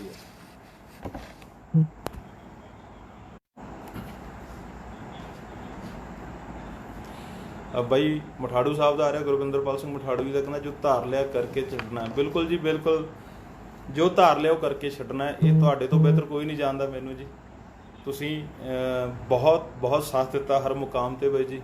ਅਤੇ ਜਿਹੜਾ B.Ed ਦੇ ਵਿੱਚ ਜਿਹੜਾ ਤੁਸੀਂ ਮੈਨੂੰ ਸਾਥ ਦਿੱਤਾ ਬਾਈ ਜੀ, ਉਹ ਮੈਂ ਕਦੇ ਨਹੀਂ ਭੁੱਲ ਸਕਦਾ। ਠੀਕ ਹੈ, ਵੱਡੇ ਭਰਾ ਵਾਲਾ ਸਾਥ। ਮੈਂ ਇੱਕ ਚੀਜ਼ ਨੋਟ ਕਰਦਾ, ਜੇ ਤੁਹਾਡਾ ਬਹੁਤ ਹੀ ਅੱਛਾ ਤਜਰਬਾ ਹੈ, ਉਹ ਭਾਵੇਂ ਤੁਹਾਡਾ ਕਿਸੇ ਵੀ ਟਾਈਪ ਦਾ, ਪਰ ਤੁਹਾਡੇ ਨਾਲ ਇੱਕ ਤੁਹਾਡਾ ਵੱਡਾ ਭਰਾ ਜਾਂ ਤੁਹਾਡਾ ਇੱਕ ਵੱਡਾ ਸਾਥੀ ਤੁਹਾਡੇ ਨਾਲ ਹਰ ਵਕਤ ਹੋਵੇ, ਤਾਂ ਤੁਸੀਂ ਜ਼ਿੰਦਗੀ ਦੇ ਵਿੱਚ ਗਲਤੀਆਂ ਕਰੋਗੇ ਵੀ ਤਾਂ ਉਹਨਾਂ ਨੂੰ ਸੁਧਾਰਨ ਵਾਲਾ ਤੁਹਾਡੇ ਨਾਲ ਹਰ ਵਕਤ ਜਿਹੜਾ ਹੈਗਾ ਤੁਹਾਡਾ ਪਰਛਾਵਾਂ ਬਣ ਕੇ ਖੜ੍ਹਾ। ਮੈਂ ਇਹ ਸ਼ੁਰੂਆਤ ਤੋਂ ਜਿਹੜਾ ਮੇਰੇ ਮਨ ਦੇ ਵਿੱਚ ਵੀ ਸੀ ਇਹ ਚੀਜ਼ ਡਿਸਕਸ ਕਰਨੀ, ਬਾਈ ਜੀ ਗੁਰਵਿੰਦਰਪਾਲ ਸਿੰਘ ਮਠਾੜੂ ਜੀ ਹੋਰਾਂ ਨੇ ਇਹ ਯਾਦ ਕਰਵਾਤਾ ਕਿ ਜਦ ਮੈਂ ਸਕੂਲ ਲਾਈਫ ਦੇ ਵਿੱਚ ਸੀ ਤਾਂ ਮੇਰੇ ਆਪਣੇ ਭਰਾ ਸੀ, ਦੋਨੋਂ ਮੇਰੇ ਵੱਡੇ ਭਾਈ, ਉਹ ਸਾਥ ਦਿੰਦੇ ਸੀ ਹਰ ਇਸ ਚੀਜ਼ ਦੇ ਵਿੱਚ। ਜਦੋਂ ਮੈਂ ਕਾਲਜ ਲਾਈਫ ਦੇ ਵਿੱਚ ਚਲਾ ਗਿਆ ਤਾਂ ਮੈਨੂੰ ਇੱਕ ਮੇਰੇ ਵੱਡੇ ਬਾਈ ਸੀਗੇ ਰਾਮਾ ਜੀ, ਉਹ 1-2 ਸਾਲ ਸੀਨੀਅਰ ਸੀ ਮੈਥੋਂ, ਉਹਨਾਂ ਦਾ। ਔਰ ਫਿਰ ਜਦੋਂ ਮੈਂ B.Ed ਦੇ ਵਿੱਚ ਆਇਆ ਤਾਂ ਬਾਈ ਮਠਾੜੂ ਸਾਹਿਬ ਮਿਲ ਗਏ, ਜੋ ਅੱਜ ਤੱਕ ਵੱਡੇ ਭਰਾ ਵਾਲਾ ਜਿਹੜਾ ਆਪਣਾ ਫਰਜ਼ ਨਿਭਾ ਰਹੇ ਹੈ। ਜਿੱਥੇ ਕਿਤੇ ਗਲਤੀ ਦਾ ਕੋਈ ਸਕੋਪ ਹੁੰਦਾ ਅਤੇ ਸੁਧਾਰਦੇ ਵੀ ਹੈ ਅਤੇ ਸਮਝਾਉਂਦੇ ਵੀ ਹੈ। ਔਰ ਇੱਕ ਵੱਡੇ ਭਰਾ ਦਾ, ਇੱਕ ਵੱਡੇ ਸਾਥੀ ਦਾ ਤੁਹਾਡੇ ਨਾਲ ਹਰ ਵਕਤ ਹੋਣਾ ਬਹੁਤ ਜ਼ਰੂਰੀ ਹੈ। ਜਦੋਂ ਮੈਂ ਕਾਲਜ ਦੇ ਵਿੱਚ ਐਜ਼ ਏ ਲੈਕਚਰਰ ਗਿਆ ਸੀ ਤਾਂ ਮੈਨੂੰ ਉੱਥੇ ਵੀ ਇੱਕ ਪ੍ਰੋਫੈਸਰ ਦਵਿੰਦਰ ਜੀ ਸੀ, ਵੱਡੇ ਭਰਾ ਵਾਂਗੂ ਮਿਲੇ ਸੀ, ਜਿਹੜੇ ਹਰ ਪੁਆਇੰਟ ਦੇ ਉੱਤੇ ਉਹ ਗਾਈਡ ਕਰਦੇ ਸੀ, ਅੱਛਾ ਕਰਦੇ ਸੀ। ਮੈਂ CBI ਦੇ ਵਿੱਚ ਆਇਆ, ਇੱਥੇ ਵੀ ਮੈਨੂੰ ਇੱਕ ਵੱਡੇ ਭਾਈ ਵਰਗੇ ਇੱਕ ਮੇਰੇ ਕੋਲੀਗ ਮਿਲੇ, ਉਹਨਾਂ ਨੇ ਹਰ ਜਗ੍ਹਾ 'ਤੇ ਹਰ ਮੁਕਾਮ ਦੇ ਉੱਤੇ ਗਾਈਡ ਕੀਤਾ ਔਰ ਅੱਛਾ ਉਹਨਾਂ ਨੇ ਜਿਹੜਾ ਸੇਧ ਦੇਣ ਦੀ ਕੋਸ਼ਿਸ਼ ਕੀਤੀ ਹੈ।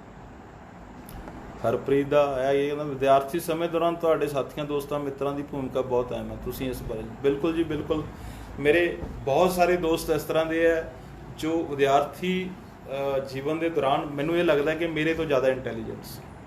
4-5 ਲੜਕੇ ਮੇਰੀ ਕਲਾਸ ਦੇ ਸੀ, 1-2 ਲੜਕੀਆਂ ਹੈਗੀਆਂ ਸੀ ਜੋ ਮੈਂ ਅੱਜ ਵੀ ਫੀਲ ਕਰਦਾ ਕਿ ਮੇਰੇ ਤੋਂ ਬਹੁਤ ਜ਼ਿਆਦਾ ਇੰਟੈਲੀਜੈਂਟ ਸੀ। ਉਹਨਾਂ ਨੂੰ ਮੇਰੇ ਤੋਂ ਉੱਪਰ ਹੋਣਾ ਚਾਹੀਦਾ ਸੀ, ਮੇਰੇ ਤੋਂ ਵੱਡੇ ਮੁਕਾਮ 'ਤੇ ਹੋਣਾ ਚਾਹੀਦਾ ਸੀ। ਪਰ ਉਹਨਾਂ ਨੂੰ ਦੇਖ ਕੇ ਜੋ ਉਹਨਾਂ ਦਾ ਐਕਸੈਂਟ ਸੀ ਉਸ ਵੇਲੇ, ਜੋ ਉਹਨਾਂ ਦਾ IQ ਲੈਵਲ ਸੀ ਉਸ ਵੇਲੇ, ਉਹਨਾਂ ਨੂੰ ਦੇਖ ਕੇ ਮੈਨੂੰ ਇੱਕ ਪ੍ਰੇਰਨਾ ਮਿਲਦੀ ਸੀਗੀ ਕਿ ਮੈਂ ਇਸ ਸਾਲ ਜਾਂ ਇਸ ਐਗਜ਼ਾਮ ਦੇ ਵਿੱਚ ਇਸ ਤੋਂ ਜ਼ਿਆਦਾ ਮਾਰਕਸ ਲੈਣ ਦੀ ਕੋਸ਼ਿਸ਼ ਕਰਨੀ। ਉਹ ਮੇਰੇ ਲਈ ਇੰਨਾ ਕੁ ਵੱਡਾ ਯੋਗਦਾਨ ਪਾ ਰਹੇ ਆ ਉਸ ਵੇਲੇ ਵੀ, ਅਤੇ ਅੱਜ ਵੀ ਮੈਂ ਉਹਨਾਂ ਨੂੰ ਜਦੋਂ ਯਾਦ ਕਰਦਾ ਤਾਂ ਮੈਂ ਸੋਚਦਾ ਕਿ ਉਹ ਜੇ ਨਾ ਹੁੰਦੇ ਜ਼ਿੰਦਗੀ 'ਚ ਤਾਂ ਸ਼ਾਇਦ ਮੈਨੂੰ ਜਿਹੜਾ ਮਿਹਨਤ ਕਰਨ ਦੀ ਜਾਂ ਕੰਪੀਟੀਸ਼ਨ ਦੀ ਭਾਵਨਾ ਜਿਹੜੀ ਕਦੇ ਨਹੀਂ ਆਉਂਦੀ ਸੀ। ਉਹ ਦੋਸਤ ਸੀ, ਕੁਝ ਜਿਹੜੇ ਕਲਾਸਮੇਟ ਸੀ ਜਿਨ੍ਹਾਂ ਨੂੰ ਦੇਖ ਕੇ ਕੰਪੀਟੀਸ਼ਨ ਦੀ ਭਾਵਨਾ ਆਉਂਦੀ ਸੀਗੀ ਕਿ ਨਹੀਂ, ਕੰਪੀਟੀਸ਼ਨ ਕਿਵੇਂ ਲੜਨਾ ਹੈ, ਕੰਪੀਟੀਸ਼ਨ ਦੇ ਵਿੱਚ ਜਿੱਤਣਾ ਕਿਵੇਂ। ਅੱਛੇ ਮਿੱਤਰ ਤੁਹਾਨੂੰ ਅੱਛਾਈ ਵੱਲ ਲੈ ਕੇ ਜਾਂਦੇ ਆ ਤੇ ਕੁਝ ਬੁਰੇ ਮਿੱਤਰ ਹੁੰਦੇ ਆ ਜਿਨ੍ਹਾਂ ਦੇ ਨਾਲ ਤੁਸੀਂ ਬੁਰਾਈ ਵਾਲੇ ਪਾਸੇ ਨਹੀਂ ਜਾਣਾ, ਪਰ ਤੁਸੀਂ ਘੱਟੋ ਘੱਟ ਇਹ ਹੈ ਕਿ ਉਹਨਾਂ ਦੀ ਬੁਰਾਈ ਨੂੰ ਸਮਝ ਸਕਦੇ ਹੋ। ਜ਼ਿੰਦਗੀ ਦੇ ਵਿੱਚ ਇਹੋ ਜਿਹੇ ਦੋਸਤ ਵੀ ਮਿਲੇ ਆ, ਇਹੋ ਜਿਹੇ ਵਿਦਿਆਰਥੀ ਸਮੇਂ ਦੌਰਾਨ ਕੁਝ ਸਾਥੀ ਇਹੋ ਜਿਹੇ ਵੀ ਸੀ ਜਿਨ੍ਹਾਂ ਨੇ ਕੋਸ਼ਿਸ਼ ਕੀਤੀ ਬੁਰਾਈ ਵਾਲੇ ਪਾਸੇ ਲਿਜਾਣ ਦੀ, ਪਰ ਨਹੀਂ, ਉਹ ਵੀ ਅੱਛਾਈ ਵਾਲੇ ਪਾਸੇ ਆਏ ਤੇ ਅਸੀਂ ਵੀ ਅੱਛਾਈ ਵਾਲੇ ਪਾਸੇ ਆਏ। ਇਸ ਲਈ ਕਿਉਂਕਿ ਬੁਰਾਈ ਦਾ ਪਾਸਾ ਵੇਖ ਲਿਆ ਤਾਂ ਬੁਰਾਈ ਦੇ ਜਿਹੜੇ ਹੈ ਉਹ ਤੱਥ ਪਤਾ ਲੱਗ ਗਏ ਕਿ ਬੁਰਾਈ ਹੈ ਕੀ ਹੈ। ਜਦੋਂ ਸਾਨੂੰ ਬੁਰਾਈ ਤੇ ਅੱਛਾਈ ਦਾ ਪਤਾ ਲੱਗ ਜਾਂਦਾ ਤਾਂ ਮੇਰੇ ਖਿਆਲ ਦੇ ਵਿੱਚ ਉਸ ਤੋਂ ਵਧੀਆ ਜਿਹੜੀ ਹੈ ਜਾਣਕਾਰੀ ਹੋਰ ਕੋਈ ਹੋ ਨਹੀਂ ਸਕਦੀ। ਇਸ ਕਰਕੇ ਤੁਹਾਡੇ ਮਿੱਤਰ ਜਿਹੜੇ ਆ ਉਹ ਤੁਹਾਡਾ ਸਹੀ ਆਇਨਾ ਤੁਹਾਨੂੰ ਦਿਖਾ ਸਕਦੇ ਆ, ਚਾਹੇ ਉਹ ਕਿਸੇ ਵੀ ਫੀਲਡ ਦੇ ਵਿੱਚ ਹੈ, ਚਾਹੇ ਤੁਸੀਂ ਵਿਦਿਆਰਥੀ ਜੀਵਨ 'ਚ ਹੈ ਜਾਂ ਤੁਸੀਂ ਪ੍ਰੋਫੈਸ਼ਨਲ ਜੀਵਨ ਦੇ ਵਿੱਚ ਹੈ।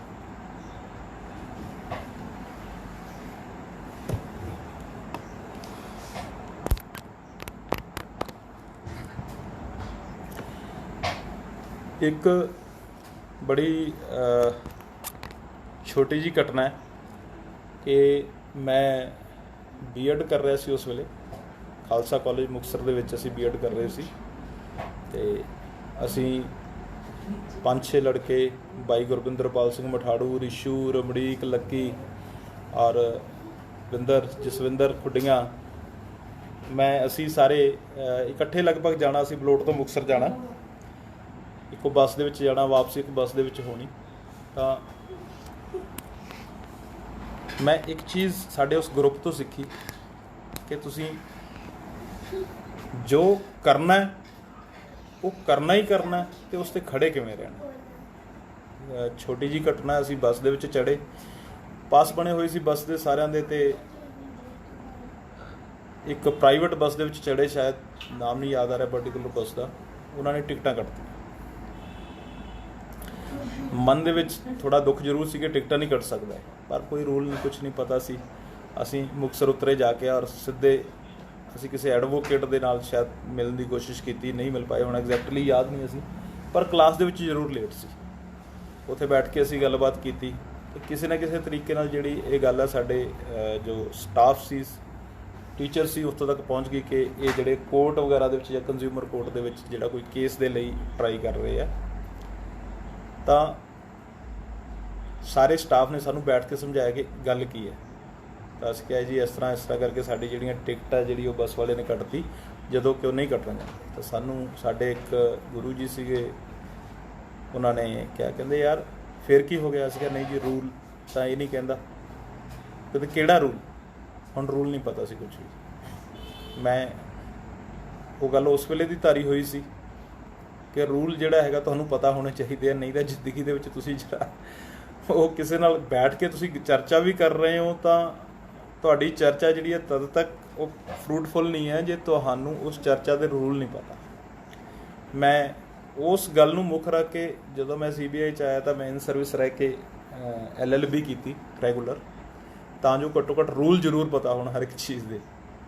ਤਾਂ ਮੈਨੂੰ ਕੋਈ ਪੁੱਛਦੇ ਹੁੰਦੇ ਆ ਆਫਿਸ ਦੇ ਵਿੱਚ ਵੀ ਕਿ ਤੂੰ ਲਾਅ ਇਸ ਕਰਕੇ ਕੀਤਾ ਕਿ ਆਫਿਸ ਦੇ ਵਿੱਚ ਕੰਮ ਦੇਗਾ, ਮੈंने ਕਿਹਾ ਨਹੀਂ ਜੀ, ਉਸ ਵੇਲੇ ਸਾਨੂੰ ਰੂਲ ਨਹੀਂ ਪਤਾ ਸੀ ਕਿਸ ਰੂਲ ਦੇ ਤਹਿਤ ਅਸੀਂ ਜਿਹੜਾ ਉਹ ਬੱਸ ਵਾਲੇ ਦੇ ਖਿਲਾਫ ਜਿਹੜਾ ਕੇਸ ਪਾ ਸਕਦੇ ਹਾਂ। ਇਸ ਕਰਕੇ ਜਿਹੜੇ ਆ ਹਰ ਛੋਟੀ ਛੋਟੀ ਘਟਨਾ ਜ਼ਿੰਦਗੀ ਦੇ ਵਿੱਚ। ਲਖਵੀਰ ਸਿੰਘ, ਹਾਂਜੀ, ਇਹਨਾਂ ਦਾ ਆਇਆ, ਕਹਿੰਦੇ ਬੱਚੇ ਅੱਜ ਕੱਲ੍ਹ ਨੰਬਰ ਘੱਟ ਆਉਣ 'ਤੇ ਸੁਸਾਈਡ ਕਰ ਲੈਂਦੇ ਆ, ਪੜ੍ਹਾਈ ਦੇ ਇਸ ਪ੍ਰੈਸ਼ਰ ਬਾਰੇ ਕੋਈ ਦੱਸੋ। ਬਾਈ ਜੀ ਬਹੁਤ ਹੀ ਵੱਡੀ ਸਮੱਸਿਆ ਹੈ ਕਿ ਬੱਚੇ ਅੱਜ ਕੱਲ੍ਹ ਜਿਹੜੇ ਆ ਉਹ ਸੁਸਾਈਡ ਵਾਲੇ ਪਾਸੇ ਜ਼ਿਆਦਾ ਜਾਂਦੇ ਜੋ ਨੰਬਰ ਘੱਟ ਆਉਂਦੇ ਆ। ਮੈਂ ਕਹਿੰਦਾ ਵੀ ਇਹਦੇ ਵਿੱਚ ਬੱਚਿਆਂ ਦਾ ਜਿਹੜਾ ਰੋਲ ਘੱਟ ਹੈ, ਪੇਰੈਂਟਸ ਦਾ ਜ਼ਿਆਦਾ।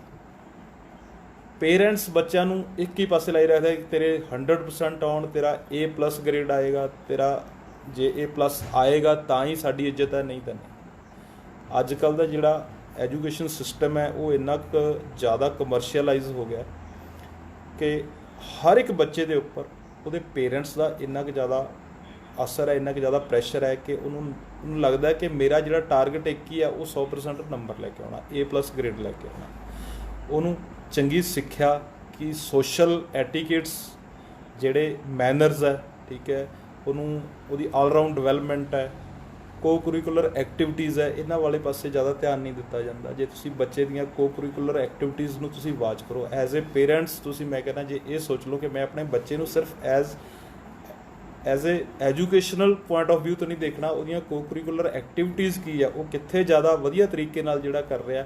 ਜੇ ਤੁਸੀਂ ਉਹ ਦੇਖ ਲਓ ਅਤੇ ਉਸ ਚੀਜ਼ ਨੂੰ ਪ੍ਰਮੋਟ ਕਰੋ, ਉਹਦੇ ਨਾਲ ਨਾਲ ਉਹਦੀ ਸਟੱਡੀ ਨੂੰ ਵੀ ਕੋਸ਼ਿਸ਼ ਕਰੋ ਇਨਹਾਂਸ ਕਰਨ ਦੀ, ਤਾਂ ਮੇਰੇ ਖਿਆਲ ਦੇ ਵਿੱਚ ਬੱਚੇ ਜਿਹੜੇ ਹੈਗੇ ਆ ਉਹ ਇਸ ਜਿਹੜਾ ਪ੍ਰਤੀਕਿਰਿਆ ਤੋਂ ਜਾਂ ਜੋ ਸੁਸਾਈਡਲ ਜਿਹੜੇ ਇਸ਼ੂ ਆਉਂਦੇ ਆ ਬੱਚਿਆਂ ਦੇ ਵਿੱਚ, ਉਹਨਾਂ ਤੋਂ ਬਚਿਆ ਜਾ ਸਕਦਾ। ਅਮਰੀਕ ਪਾਠਕ ਜੀ, ਤੁਸੀਂ ਵਿਦਿਆਰਥੀ ਜੀਵਨ ਵਿੱਚ ਅਧਿਆਪਕਾਂ ਨੂੰ ਕਿਵੇਂ ਦੇਖਦੇ ਸੀ? ਜਿਵੇਂ ਮੈਂ ਰਜਿੰਦਾ ਕੱਲ੍ਹ ਵੀ ਤੁਹਾਨੂੰ ਡਰੂ ਨਜ਼ਰ ਨਾਲ ਦੇਖਦਾ ਸਾਂ, ਤੁਸੀਂ ਮੈਨੂੰ ਹਮੇਸ਼ਾ ਡਰਾਉਣ ਵਾਲੇ ਅਧਿਆਪਕ ਰਹੇ ਹੋ, ਤੁਹਾਡੀ ਦੇਖ ਮੇਰੇ ਲਈ ਇਸ ਤਰ੍ਹਾਂ ਦੀ ਸੀ। ਠੀਕ ਹੈ ਜੀ। ਦੇਖੋ ਜੀ, ਅਧਿਆਪਕ ਦਾ ਜਿਹੜਾ ਰਵੱਈਆ ਉਹ ਡਰਾਉਣ ਵਾਲਾ ਤਾਂ ਨਹੀਂ ਹੋਣਾ ਚਾਹੀਦਾ, ਪਰ ਘੱਟੋ ਘੱਟ ਇੱਕ ਜੋ ਮੈਨੂੰ ਲੱਗਦਾ ਹੈ ਕਿ ਤੁਹਾਡਾ ਅਧਿਆਪਕ ਹੈ ਜਿਹੜਾ, ਉਹ ਇਸ ਤਰ੍ਹਾਂ ਦਾ ਹੋਵੇ ਕਿ ਜਿਸ ਨੂੰ ਦੇਖ ਕੇ ਤੁਹਾਨੂੰ ਹਮੇਸ਼ਾ ਇੱਕ ਝਿਜਕ ਹੋਵੇ। ਝਿਜਕ ਜ਼ਰੂਰ ਹੋਵੇ ਕਿ ਜੇ ਮੈਂ ਕੁਛ ਗਲਤ ਕੀਤਾ ਤਾਂ ਇਹ ਬੰਦਾ ਜਿਹੜਾ, ਜਾਂ ਇਹ ਜਿਹੜੇ ਮੇਰੇ ਗੁਰੂ ਹੈ ਜਾਂ ਉਸਤਾਦ ਹੈ, ਇਸ ਚੀਜ਼ ਨੂੰ ਸਹਿਣ ਨਹੀਂ ਕਰਨਾ। ਤਾਂ ਮੈਂ ਆਪਣੇ ਵਿਦਿਆਰਥੀ ਜੀਵਨ ਦੇ ਵਿੱਚ ਅਧਿਆਪਕਾਂ ਨੂੰ ਦੇਖਦਾ ਸੀ ਕਿ ਮੇਰੇ ਰੋਲ ਮਾਡਲ ਹੈ, ਇਹ ਮੇਰੇ ਗਾਈਡ ਹੈ। ਮੈਂ ਇਹਨਾਂ ਨੂੰ, ਮੈਂ ਕੁਛ ਮੇਰੇ ਗੁਰੂ ਜੀ ਇਹੋ ਜਿਹੇ ਸੀ ਜਿਨ੍ਹਾਂ ਨੂੰ ਮੈਂ ਦੇਖ ਕੇ ਉਹਨਾਂ ਦੀ ਡਰੈਸਿੰਗ ਸੈਂਸ ਤੱਕ ਨੂੰ ਵੀ ਮੈਂ ਬਹੁਤ ਗਹਿਨਤਾ ਨਾਲ ਨੋਟ ਕਰਦਾ ਸੀ, ਔਰ ਦੇਖਦਾ ਸੀ ਕਿ ਕਿਸ ਤਰੀਕੇ ਨਾਲ ਡਰੈਸਿੰਗ ਸੈਂਸ ਇਹਨਾਂ ਦੀ, ਕਿਸ ਸ਼ਰਟ ਦੇ ਨਾਲ ਪੈਂਟ ਕਿਸ ਕਲਰ ਦੀ ਹੈ ਜਾਂ ਪੱਗ ਕਿਸ ਕਲਰ ਦੀ ਹੈ, ਮੈਂ ਇਹ ਚੀਜ਼ਾਂ ਨੂੰ ਦੇਖਦਾ ਸੀ ਉਸ ਵੇਲੇ। ਤਾਂ ਇਹ ਚੀਜ਼ ਛੋਟੀਆਂ ਛੋਟੀਆਂ ਚੀਜ਼ਾਂ ਸੀ, ਪਰ ਦੂਸਰਾ ਨਾਲ ਇਹ ਵੀ ਸੀ ਕਿ ਕਿਸੇ ਵਿਅਕਤੀ ਦੀ ਜਿਹੜੀ ਸ਼ਖਸੀਅਤ ਹੈ, ਕਿਸੇ ਅਧਿਆਪਕ ਦੀ ਸ਼ਖਸੀਅਤ ਹੈ ਜਿਹੜੀ, ਉਹ ਤੁਹਾਨੂੰ ਕਿੰਨੀ ਕੁ ਪ੍ਰਭਾਵਿਤ ਕਰਦੀ ਹੈ, ਉਸ ਦੀਆਂ ਕਿਹੜੀਆਂ ਕਿਹੜੀਆਂ ਗੱਲਾਂ, ਉਸ ਦੇ ਕਿਹੜੇ ਕਿਹੜੇ ਜਿਹੜੇ ਮੈਨਰਸ ਆ ਜਿਹੜੇ ਉਹ ਤੁਹਾਨੂੰ ਅਟਰੈਕਟ ਕਰਦੇ ਹੈਗੇ ਆ। ਇਹ ਚੀਜ਼ਾਂ ਜਿਹੜੀਆਂ ਮੈਂ ਆਪਣੇ ਗੁਰੂ ਸਾਹਿਬਾਨਾਂ ਤੋਂ ਸਿੱਖੀਆਂ। ਔਰ ਸਭ ਤੋਂ ਵੱਡੀ ਗੱਲ ਜੋ ਮੈਂ ਆਪਣੇ ਵਿਦਿਆਰਥੀ ਜੀਵਨ ਦੇ ਵਿੱਚ ਚਾਹੁੰਦਾ ਸੀ ਕਿ ਮੇਰਾ ਗੁਰੂ ਜਾਂ ਮੇਰੇ ਗਾਈਡ ਉਹ ਇਸ ਤਰ੍ਹਾਂ ਦੇ ਹੋਣ ਕਿ ਜਿਨ੍ਹਾਂ ਨੂੰ ਸੁਣਦੇ ਰਹੋ, ਨੀਂਦ ਨਾ ਆਵੇ ਕਲਾਸ ਦੇ ਵਿੱਚ। ਤਾਂ ਮੈਂ ਜਦੋਂ ਐਜ਼ ਏ ਲੈਕਚਰਰ ਕਾਲਜ ਦੇ ਵਿੱਚ ਮੈਂ ਜੁਆਇਨ ਕੀਤਾ, ਤਾਂ ਮੈਂ ਇਹ ਚੀਜ਼ ਹਮੇਸ਼ਾ ਨਾਲ ਲੈ ਕੇ ਚੱਲਦਾ ਸੀ ਕਿ ਜਦੋਂ ਮੈਂ ਬੋਲਦਾ ਹੋਵਾਂ ਤਾਂ ਘੱਟੋ ਘੱਟ ਮੇਰੇ ਸਟੂਡੈਂਟ ਹੈ ਜਿਹੜੇ ਉਹ ਸੌਣ ਨਾ। ਤਾਂ ਮੇਰੇ ਖਿਆਲ ਦੇ ਵਿੱਚ ਮੋਸਟ ਆਫ ਮੇਰੇ ਸਟੂਡੈਂਟ ਆ ਅੱਜ ਵੀ ਮੇਰੇ ਨਾਲ ਜਿਹੜੇ ਜੁੜੇ ਹੋਏ ਆ, ਦੱਸਦੇ ਰਹਿੰਦੇ ਕਿ ਸਰ ਤੁਹਾਨੂੰ ਸੁਣਨ ਦਾ ਬੜਾ ਮਜ਼ਾ ਆਉਂਦਾ ਸੀ। ਤਾਂ ਮੈਂ ਖੁਦ ਇਹ ਸੋਚਦਾ ਹੁੰਦਾ ਸੀਗਾ ਕਿ ਜੇ ਮੈਨੂੰ ਕਿਸੇ ਚੀਜ਼ ਦਾ ਮਜ਼ਾ ਨਹੀਂ ਆ ਰਿਹਾ ਸਟੂਡੈਂਟ ਹੋਣ ਦੇ ਨਾਤੇ, ਤਾਂ ਕੱਲ੍ਹ ਨੂੰ ਜੇ ਮੈਂ ਟੀਚ ਕਰ ਰਿਹਾ ਤਾਂ ਸ਼ਾਇਦ ਉਹਨਾਂ ਨੂੰ ਵੀ ਮਜ਼ਾ ਨਹੀਂ ਆਏਗਾ।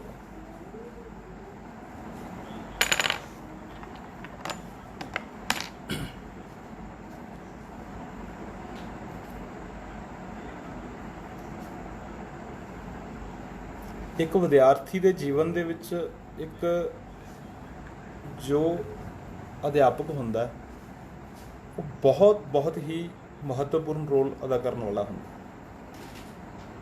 ਮੈਂ ਇਹ ਚੀਜ਼ ਜਦੋਂ ਮੈਂ ਐਜ਼ ਏ ਟੀਚਰ ਆਪਣਾ ਰੋਲ ਨਿਭਾ ਰਿਹਾ ਸੀ ਕਾਲਜ ਦੇ ਵਿੱਚ, ਉਸ ਵੇਲੇ ਮੈਨੂੰ ਮਹਿਸੂਸ ਹੋਈ ਇਹ ਚੀਜ਼ ਕਿ ਐਜ਼ ਏ ਵਿਦਿਆਰਥੀ ਬੱਚੇ ਜਿਹੜੇ ਹੈਗੇ ਆ ਉਹ ਤੁਹਾਡੇ ਨਾਲ ਆਪਣੀਆਂ ਬਹੁਤ ਸਾਰੀਆਂ ਜਿਹੜੀਆਂ ਪਰਸਨਲ ਗੱਲਾਂ ਵੀ ਸਾਂਝੀਆਂ ਕਰਨਾ ਚਾਹੁੰਦੇ ਹੁੰਦੇ ਆ, ਔਰ ਬਹੁਤ ਸਾਰੇ ਜਿਹੜੇ ਆਪਣੇ ਸਮੱਸਿਆਵਾਂ ਔਰ ਨਾਲ ਆਪਣੇ ਕੁਝ ਅਚੀਵਮੈਂਟ ਤੁਹਾਡੇ ਨਾਲ ਸਾਂਝੀਆਂ ਕਰਨੀਆਂ ਚਾਹੁੰਦੇ ਆ।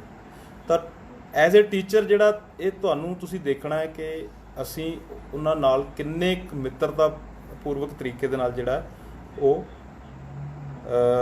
ਡਿਸਕਸ ਕਰਨਾ, ਉਹਨਾਂ ਦੀਆਂ ਸਮੱਸਿਆਵਾਂ ਨੂੰ ਸੁਣਨਾ, ਉਹਨਾਂ ਦੀਆਂ ਅਚੀਵਮੈਂਟਸ ਨੂੰ ਐਪਰੀਸ਼ੀਏਟ ਕਰਨਾ। ਤਾਂ ਸਟੂਡੈਂਟ ਲਾਈਫ 'ਚ ਕਿੰਨਾ ਆਵਰ ਸਟੱਡੀ ਕਰਦੇ ਸੀ, ਇਹ ਸਾਡੇ ਘਰ ਦਾ ਹੀ ਕੁਐਸਚਨ ਹੈ ਜੀ। 2-3 ਘੰਟੇ ਵੱਧ ਤੋਂ ਵੱਧ, 2-3 ਘੰਟੇ ਜ਼ਿਆਦਾ ਤੋਂ ਜ਼ਿਆਦਾ ਜੀ। ਬਟ ਜਦੋਂ ਐਗਜ਼ਾਮ ਹੁੰਦੇ ਸੀ ਤਾਂ ਮੈਂ ਪੂਰੀ ਰਾਤ ਸਟੱਡੀ ਕਰਦਾ ਸੀ। ਕਈ ਵਾਰੀ ਕਿਉਂਕਿ ਮੈਟ੍ਰਿਕ +2 ਔਰ ਗ੍ਰੈਜੂਏਸ਼ਨ ਤੱਕ ਤਾਂ ਇਹ ਰਿਹਾ ਕਿ ਜਦੋਂ ਪਹਿਲਾਂ ਬਹੁਤ ਘੱਟ, ਅਤੇ ਜਦੋਂ ਐਗਜ਼ਾਮ ਹੁੰਦੇ ਸੀ ਤਾਂ ਫਿਰ ਪੂਰੀ ਰਾਤ ਪੜ੍ਹਨਾ, ਔਰ ਸੁਬਾਹ 4-5 ਵਜੇ ਤੱਕ ਪੜ੍ਹ ਕੇ ਫਿਰ ਐਗਜ਼ਾਮ 'ਚ ਬੈਠ ਜਾਣਾ ਜਾ ਕੇ। ਅਮਰੀਕ ਪਾਠ, ਕੀ ਤੁਸੀਂ ਕਦੇ ਨਕਲ ਕੀਤੀ ਹੈ? ਨਹੀਂ ਜੀ, ਨਕਲ ਕੀਤੀ ਨਹੀਂ, ਨਕਲ ਕਰਵਾਈ ਬਹੁਤ ਹੈ। ਕਿਉਂਕਿ ਪਰਮਾਤਮਾ ਨੇ ਕਦੇ ਇਹੋ ਜਿਹੀ ਜਗ੍ਹਾ 'ਤੇ ਰੱਖਿਆ ਨਹੀਂ ਕਿ ਨਕਲ ਕਰਨੀ ਪਈ। ਅੱਜ ਦੇ ਵਿਦਿਆਰਥੀਆਂ ਨੂੰ ਸੰਦੇਸ਼ ਮੇਰਾ ਇਹ ਹੈ ਕਿ ਇੱਕ ਤਾਂ ਤੁਸੀਂ ਸਿਰਫ ਅਤੇ ਸਿਰਫ ਪੜ੍ਹਾਈ ਨੂੰ ਜਾਂ ਸਟੱਡੀ ਨੂੰ ਹੀ ਆਪਣੇ ਸਾਹਮਣੇ ਜਿਹੜਾ ਟੀਚਰ ਨਹੀਂ ਰੱਖਣਾ। ਤੁਹਾਡਾ ਟੀਚਰ ਇੱਕ ਚੰਗੇ ਇਨਸਾਨ ਬਣਨਾ, ਇੱਕ ਦ੍ਰਿੜ ਇਰਾਦੇ ਵਾਲੇ ਬਣਨਾ। ਜੇ ਤੁਹਾਡਾ ਇਰਾਦਾ ਦ੍ਰਿੜ ਹੈ, ਤੁਸੀਂ ਚੰਗੇ ਇਨਸਾਨ ਹੋ, ਤਾਂ ਤੁਸੀਂ ਜਿਸ ਰਸਤੇ 'ਤੇ ਮਰਜ਼ੀ ਚੱਲੋ, ਉਸ ਰਸਤੇ 'ਤੇ ਜਿੰਨੀਆਂ ਮਰਜ਼ੀ ਕਠਿਨਾਈਆਂ ਤੁਹਾਨੂੰ ਤੁਹਾਡੀ ਮੰਜ਼ਿਲ ਤੱਕ ਪਹੁੰਚੋ ਤੋਂ ਦੁਨੀਆ ਦੀ ਕੋਈ ਵੀ ਤਾਕਤ ਜਿਹੜੀ ਉਹ ਰੋਕ ਨਹੀਂ ਸਕਦੀ। ਤੁਹਾਨੂੰ ਕੋਈ ਵੀ ਦੁਨੀਆ ਦਾ ਵੱਡੇ ਤੋਂ ਵੱਡਾ ਜਿਹੜਾ ਠਹਿਰਾ ਜਿਹੜਾ ਹੈ ਉਹ ਤੁਹਾਨੂੰ ਰੋਕ ਨਹੀਂ ਸਕਦਾ। ਤੁਹਾਡੇ ਰਸਤੇ ਦੇ ਵਿੱਚ ਰੋੜੇ ਆਉਣਗੇ, ਤੁਹਾਡੇ ਰਸਤੇ ਦੇ ਵਿੱਚ ਕੰਡੇ ਲੋਕ ਬੀਜਣਗੇ। ਇਹ ਤੁਸੀਂ ਦੇਖਣਾ, ਤੁਹਾਡਾ ਦ੍ਰਿੜ ਸੰਕਲਪ ਹੈ ਜਿਹੜਾ ਕਿ ਤੁਹਾਨੂੰ ਉਹਨਾਂ ਰੋੜਿਆਂ ਦੇ ਉੱਪਰ ਵੀ ਲੈ ਕੇ ਜਾਏਗਾ। ਉਹਨਾਂ ਕੰਡਿਆਂ ਦੀਆਂ ਜਿਹੜੀਆਂ ਉਹਨਾਂ ਕੰਡਿਆਂ ਤੋਂ ਹੋਣ ਵਾਲੇ ਦਰਦ ਹੈ ਜਿਹੜੇ, ਉਹਨਾਂ ਤੋਂ ਵੀ ਤੁਹਾਨੂੰ ਸਿਖਾਵੇਗਾ ਅਤੇ ਤੁਹਾਨੂੰ ਤੁਹਾਡੀ ਮੰਜ਼ਿਲ ਤੱਕ ਲੈ ਕੇ ਜਾਵੇਗਾ।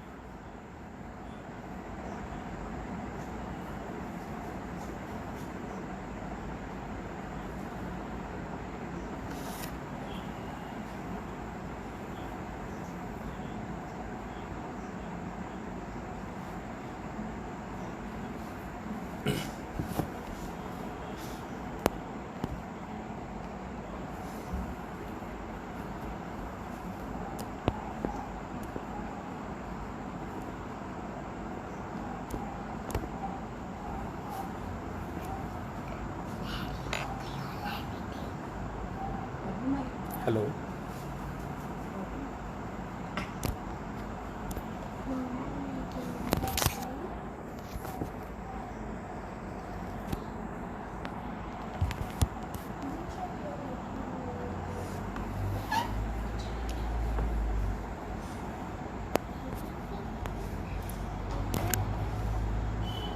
ਇੱਕ ਛੋਟਾ ਜਿਹਾ ਜ਼ਿੰਦਗੀ ਦਾ ਹੋਰ ਤਜਰਬਾ ਜੋ ਵਿੱਚ ਕਿਤੇ ਮਿਸ ਹੋ ਗਿਆ, ਜਿਹੜਾ ਮੇਰੇ ਮਨ ਦੇ ਵਿੱਚ ਸੀ ਕਿ ਮੈਂ ਤੁਹਾਡੇ ਸਭ ਦੇ ਨਾਲ ਸਾਂਝਾ ਕਰਾਂਗਾ। ਉਹ ਇਹ ਹੈ ਕਿ ਤੁਸੀਂ ਚਾਹੇ ਵਿਦਿਆਰਥੀ ਜੀਵਨ 'ਚੋਂ, ਚਾਹੇ ਤੁਸੀਂ ਪ੍ਰੋਫੈਸ਼ਨਲ ਜੀਵਨ ਦੇ ਵਿੱਚ, ਤੁਹਾਨੂੰ ਹਰ ਜਗ੍ਹਾ 'ਤੇ ਮੁਸੀਬਤਾਂ ਦਾ ਸਾਹਮਣਾ ਕਰਨਾ ਪਏਗਾ। ਹਰ ਜਗ੍ਹਾ 'ਤੇ ਤੁਹਾਨੂੰ ਮੋਟੀਵੇਸ਼ਨਲ ਫੈਕਟਰ ਮਿਲਣਗੇ। ਇਹ ਤੁਹਾਡੇ ਤੱਕ ਹੈ, ਤੁਹਾਡੇ ਅੰਦਰ ਦੀ ਸ਼ਕਤੀ ਹੈ ਜਿਹੜੀ ਪਹਿਚਾਣੇਗੀ ਕਿ ਕਿੱਥੇ ਤੁਸੀਂ ਜਿਹੜੇ ਆ ਉਹ ਜਿਹੜੇ ਤੁਹਾਨੂੰ ਮੋਟੀਵੇਟ ਕਰਨ ਵਾਲੇ ਫੈਕਟਰ ਕਿਹੜੇ ਆ ਉਹਨਾਂ ਨੂੰ ਤੁਸੀਂ ਫੋਲੋ ਕਰਨਾ, ਅਤੇ ਜਿਹੜੇ ਤੁਹਾਨੂੰ ਸਮੱਸਿਆਵਾਂ ਪੈਦਾ ਕਰਨ ਵਾਲੇ ਫੈਕਟਰ ਹੈ ਉਹਨਾਂ ਤੋਂ ਤੁਸੀਂ ਅਵੋਇਡ ਕਰਨਾ। ਹਰਜੋਤ ਬਰਾੜ ਬਾਈ, CBI ਦੀ ਨੌਕਰੀ ਦਾ ਤਜਰਬਾ ਮਜ਼ੇ ਆ ਬਾਈ ਜੀ। CBI ਦੇ ਵਿੱਚ ਇੱਕ ਪ੍ਰੋਫੈਸ਼ਨਲ ਦੇ ਨਾਤੇ ਮੈਂ ਕੋਸ਼ਿਸ਼ ਮੇਰੀ ਇਹ ਹੈ ਕਿ ਮੈਂ ਆਪਣੀ ਡਿਊਟੀ ਜਿਹੜੀ ਹੈ ਤਨਦੇਹੀ ਨਾਲ, ਇਮਾਨਦਾਰੀ ਨਾਲ ਔਰ ਪੂਰੀ ਸਿਰਤ ਨਾਲ ਨਿਭਾਵਾਂ। ਔਰ ਇੱਕ ਦੋਸਤ ਦੇ ਨਾਤੇ ਮੇਰੀ ਹਮੇਸ਼ਾ ਕੋਸ਼ਿਸ਼ ਰਹਿੰਦੀ ਹੈ ਕਿ ਆਪਣੇ ਦੋਸਤਾਂ ਮਿੱਤਰਾਂ ਨਾਲ, ਪਰਿਵਾਰ ਨਾਲ, ਆਪਣੇ ਵਿਦਿਆਰਥੀਆਂ ਨਾਲ, ਸਾਰਿਆਂ ਨਾਲ ਜੁੜਿਆ ਰਹਾਂ, ਰਿਸ਼ਤੇਦਾਰਾਂ ਨਾਲ, ਸਭ ਨਾਲ ਜੁੜਿਆ ਰਹਾਂ।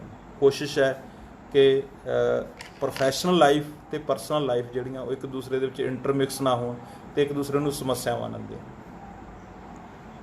ਅਮਰੀਕ ਪਾਠਕ ਜੀ, ਹਾਂ ਥੈਂਕ ਯੂ। ਨਸ਼ਾ, ਬਿਲਕੁਲ ਜੀ, ਇਹ ਬਹੁਤ ਵੱਡੀ ਸਮੱਸਿਆ ਅੱਜ ਕੱਲ੍ਹ ਵਿਦਿਆਰਥੀ ਜੀਵਨ ਦੇ ਵਿੱਚ। ਬਹੁਤ ਛੋਟੇ ਲੈਵਲ 'ਤੇ ਜਿਹੜੇ ਨਸ਼ੇ ਆ ਉਹ ਘਰ ਕਰ ਚੁੱਕੇ ਆ।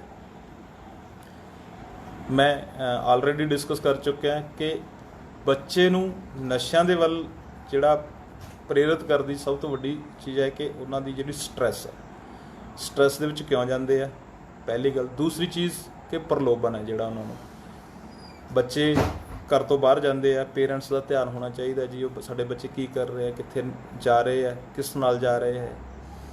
ਔਰ ਸਾਡੇ ਬੱਚੇ ਅੱਜ ਕੱਲ੍ਹ ਕਿਹੜੀਆਂ ਐਬਨੋਰਮਲ ਕਿਰਿਆਵਾਂ ਕਰ ਰਹੇ ਆ। ਜੇ ਅਸੀਂ ਇਹਨਾਂ ਚੀਜ਼ਾਂ ਦੇ ਵਿੱਚ ਧਿਆਨ ਦਈਏ ਤਾਂ ਬੱਚਿਆਂ ਨੂੰ ਨਸ਼ਿਆਂ ਤੋਂ ਬਚਾਇਆ ਜਾ ਸਕਦਾ। ਔਰ ਬੱਚੇ ਸਹਾਰਾ ਕਿਉਂ ਲੈਂਦੇ ਨਸ਼ਿਆਂ ਦਾ? ਅੱਜ ਦੇ ਮਾਹੌਲ ਦੇ ਵਿੱਚ ਨਸ਼ੇ ਈਜ਼ੀਲੀ ਐਸੈਸੀਬਲ ਹੈ। ਹਰ ਕੋਈ ਵਿਅਕਤੀ ਜਿਹੜਾ ਉਹ ਇਹ ਜਾਣਦਾ ਹੈ ਕਿ ਸਾਡੇ ਘਰ ਦੇ ਪੜੋਸ ਦੇ ਵਿੱਚ ਵੀ ਸਾਨੂੰ ਜਿਹੜਾ ਨਸ਼ਾ ਉਪਲਬਧ ਹੋ ਜਾਏਗਾ। ਇਸ ਕਰਕੇ ਜਿਹੜੇ ਬੱਚੇ ਆ, ਜਦੋਂ ਉਹਨਾਂ ਨੂੰ ਕਿਤੇ ਵੀ ਲੱਗਦਾ ਕਿ ਸਾਨੂੰ ਪਰੇਸ਼ਾਨੀ ਹੈ, ਜੇ ਉਹਨਾਂ ਨੂੰ ਕੋਈ ਹਲਕਾ ਜਿਹਾ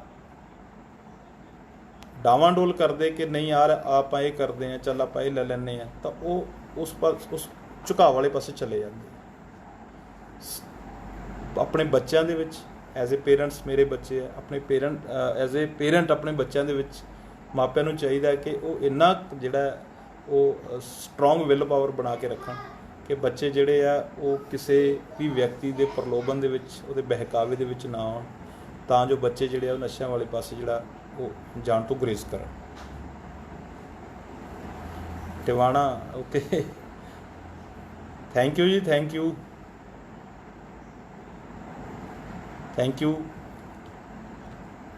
ਬੋਲਣ ਦਾ ਤਦ ਹੀ ਫਾਇਦਾ ਹੈ ਜੀ ਜਦੋਂ ਤੁਹਾਨੂੰ ਕੋਈ ਪਿਆਰ ਨਾਲ ਸੁਣੇ ਅਤੇ ਉਹਨੂੰ ਸੁਣਨ ਦਾ ਮਜ਼ਾ ਆਵੇ। ਮੈਂ ਪਹਿਲਾਂ ਹੀ ਬੋਲ ਚੁੱਕਿਆ ਕਿ ਮੈਂ ਐਜ਼ ਏ ਸਟੂਡੈਂਟ ਹਮੇਸ਼ਾ ਮੰਨਦਾ ਹੁੰਦਾ ਸੀ ਕਿ ਤੁਹਾਡਾ ਟੀਚਰ, ਤੁਹਾਡਾ ਗਾਈਡ, ਤੁਹਾਡਾ ਗੁਰੂ ਕਲਾਸ ਦੇ ਵਿੱਚ ਇਸ ਤਰ੍ਹਾਂ ਦਾ ਹੋਵੇ ਕਿ ਜਿਹਨੂੰ ਤੁਸੀਂ ਸੁਣੋ, ਇਸ ਤਰ੍ਹਾਂ ਲੱਗੇ ਕਿ ਵੀ ਬੋਲਦਾ ਹੀ ਜਾਵੇ ਔਰ ਮੈਂ ਸੁਣਦਾ ਹੀ ਜਾਵਾਂ।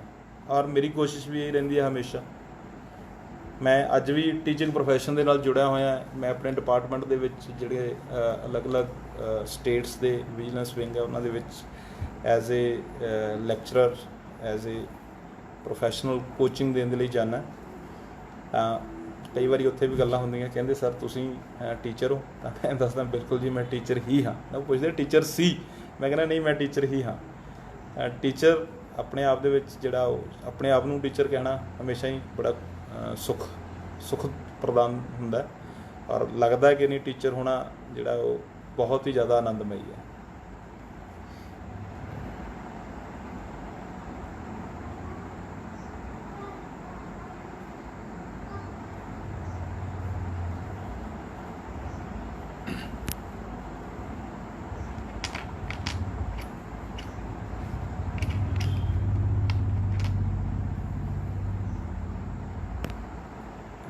ਹਾਂਜੀ, ਤਾਂ ਅੱਜ ਦੀ ਚਰਚਾ ਨੂੰ ਵਿਰਾਮ ਦਿੱਤਾ ਜਾਵੇ ਜੀ। ਧੰਨਵਾਦ ਜੀ ਸਾਰਿਆਂ ਦਾ ਔਰ ਮੇਰੇ ਨਾਲ ਜੁੜਨ ਦਾ। Thank you. ਕੋਸ਼ਿਸ਼ ਕਿ ਤੁਹਾਡੇ ਸਾਰਿਆਂ ਨਾਲ ਵੈਸੇ ਵੀ ਮਿਲਦੇ ਰਹੀਏ, ਜੁੜਦੇ ਰਹੀਏ। ਔਰ ਧੰਨਵਾਦ ਹਰਪ੍ਰੀਤ, ਮੇਰੇ ਸਟੂਡੈਂਟ ਹੋਣ ਦੇ ਨਾਤੇ ਮੈਨੂੰ ਬਹੁਤ ਮਾਣ ਹੈ ਕਿ ਮੇਰਾ ਸਟੂਡੈਂਟ ਜੋ ਹੈ ਉਹ ਇਹੋ ਜਿਹੀਆਂ ਗਤੀਵਿਧੀਆਂ ਨਾਲ ਜੁੜੇ ਹੋਏ ਹੈ ਔਰ ਸਮਾਜ ਨੂੰ ਇੱਕ ਅੱਛੀ ਸੇਧ ਦੇਣ ਦੇ ਲਈ ਲਗਾਤਾਰ ਯਤਨਸ਼ੀਲ ਹੈ। ਧੰਨਵਾਦ ਜੀ, ਸਤਿ ਸ਼੍ਰੀ ਅਕਾਲ, ਹੈਵ ਅ ਨਾਈਸ ਡੇ। ਹਾਂਜੀ ਟਿਵਾਣਾ ਜੀ, ਸਰ ਅਸੀਂ ਵਧੀਆ ਬੁਲਾਰਾ ਭਾਵ ਅਧਿਆਪਕ ਕਿਵੇਂ ਬਣੀਏ? ਅਸੀਂ ਐਕਸਪ੍ਰੈਸ਼ਨ ਦੇ ਉੱਤੇ ਧਿਆਨ ਦੇਣਾ। ਠੀਕ ਹੈ, ਤੁਹਾਡੀ ਐਕਸਪ੍ਰੈਸ਼ਨ ਜਿਹੜੀ ਹੈ ਉਹ ਤੁਹਾਡਾ ਜਿਹੜੀ ਸ਼ਖਸੀਅਤ ਹੈ ਉਹਦੇ ਨਾਲ ਮੇਲ ਕਰਦੀ ਹੋ। ਜੋ ਤੁਸੀਂ ਹੋ, ਤੁਹਾਡੇ ਜਿਹੜੇ ਐਕਸਪ੍ਰੈਸ਼ਨਸ ਹੈ ਤੁਹਾਡੀ ਸ਼ਖਸੀਅਤ ਨੂੰ ਹੀ ਦੱਸਦੇ ਹੋ, ਤਾਂ ਵਧੀਆ ਬੁਲਾਰਾ ਔਰ ਵਧੀਆ ਅਧਿਆਪਕ ਤੁਸੀਂ ਆਪਣੇ ਆਪ ਹੀ ਬਣੋਗੇ। ਬਾਕੀ ਕਮਾਂਡ ਹੈ ਜੀ, ਕਮਾਂਡ ਜਿਹੜੀ ਆ ਉਹ ਤਜਰਬੇ ਨਾਲ ਵੀ ਆ ਜਾਂਦੀ ਹੈ ਔਰ ਜਿਹੜੀ ਕਮਾਂਡ ਹੈ ਉਹ ਤੁਹਾਡੀ ਨੌਲੇਜ ਦੇ ਨਾਲ ਵੀ ਹੈ। ਨੌਲੇਜ ਸਿਰਫ ਜਿਹੜੀ ਹੈ ਉਹ ਕਮਾਂਡ ਨੂੰ ਅੱਛਾ ਨਹੀਂ ਬਣਾਉਂਦੀ, ਬਟ ਜੇ ਤੁਹਾਡੀ ਸ਼ਖਸੀਅਤ ਦੇ ਨਾਲ ਤੁਹਾਡੇ ਐਕਸਪ੍ਰੈਸ਼ਨਸ ਬਹੁਤ ਅੱਛੇ ਹੈ, ਠੀਕ ਹੈ, ਤੁਹਾਡੀ ਜਿਹੜੀ ਕਮਾਂਡ ਹੈ ਉਹ ਬਾਕਮਾਲ ਹੋਏਗੀ।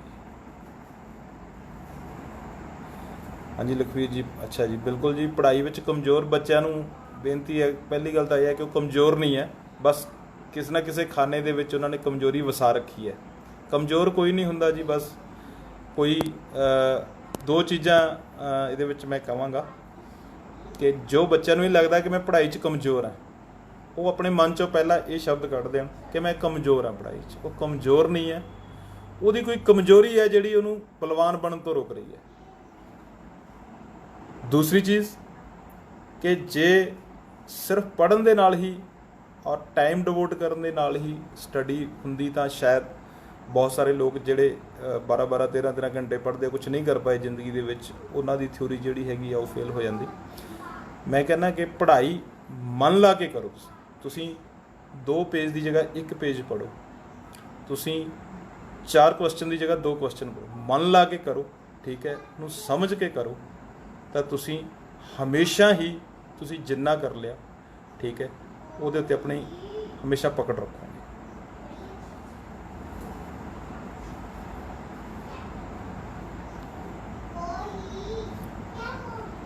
ਬਸ ਬੋਲਣ ਦਾ ਹੁਨਰ ਅਤੇ ਸ਼ਬਦਾਂ 'ਤੇ ਕੰਟਰੋਲ ਜੀ, 2 ਚੀਜ਼ਾਂ ਟਿਵਾਣਾ ਜੀ, ਕਿ ਲੋਕ ਆਪਣੇ ਆਪ ਹੀ ਸੁਣਨਗੇ।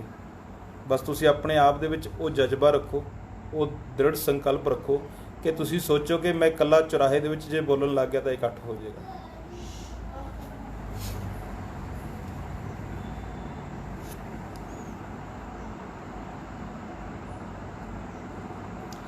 ਓਕੇ ਜੀ, ਸਤਿ ਸ਼੍ਰੀ ਅਕਾਲ ਜੀ ਸਾਰਿਆਂ ਨੂੰ।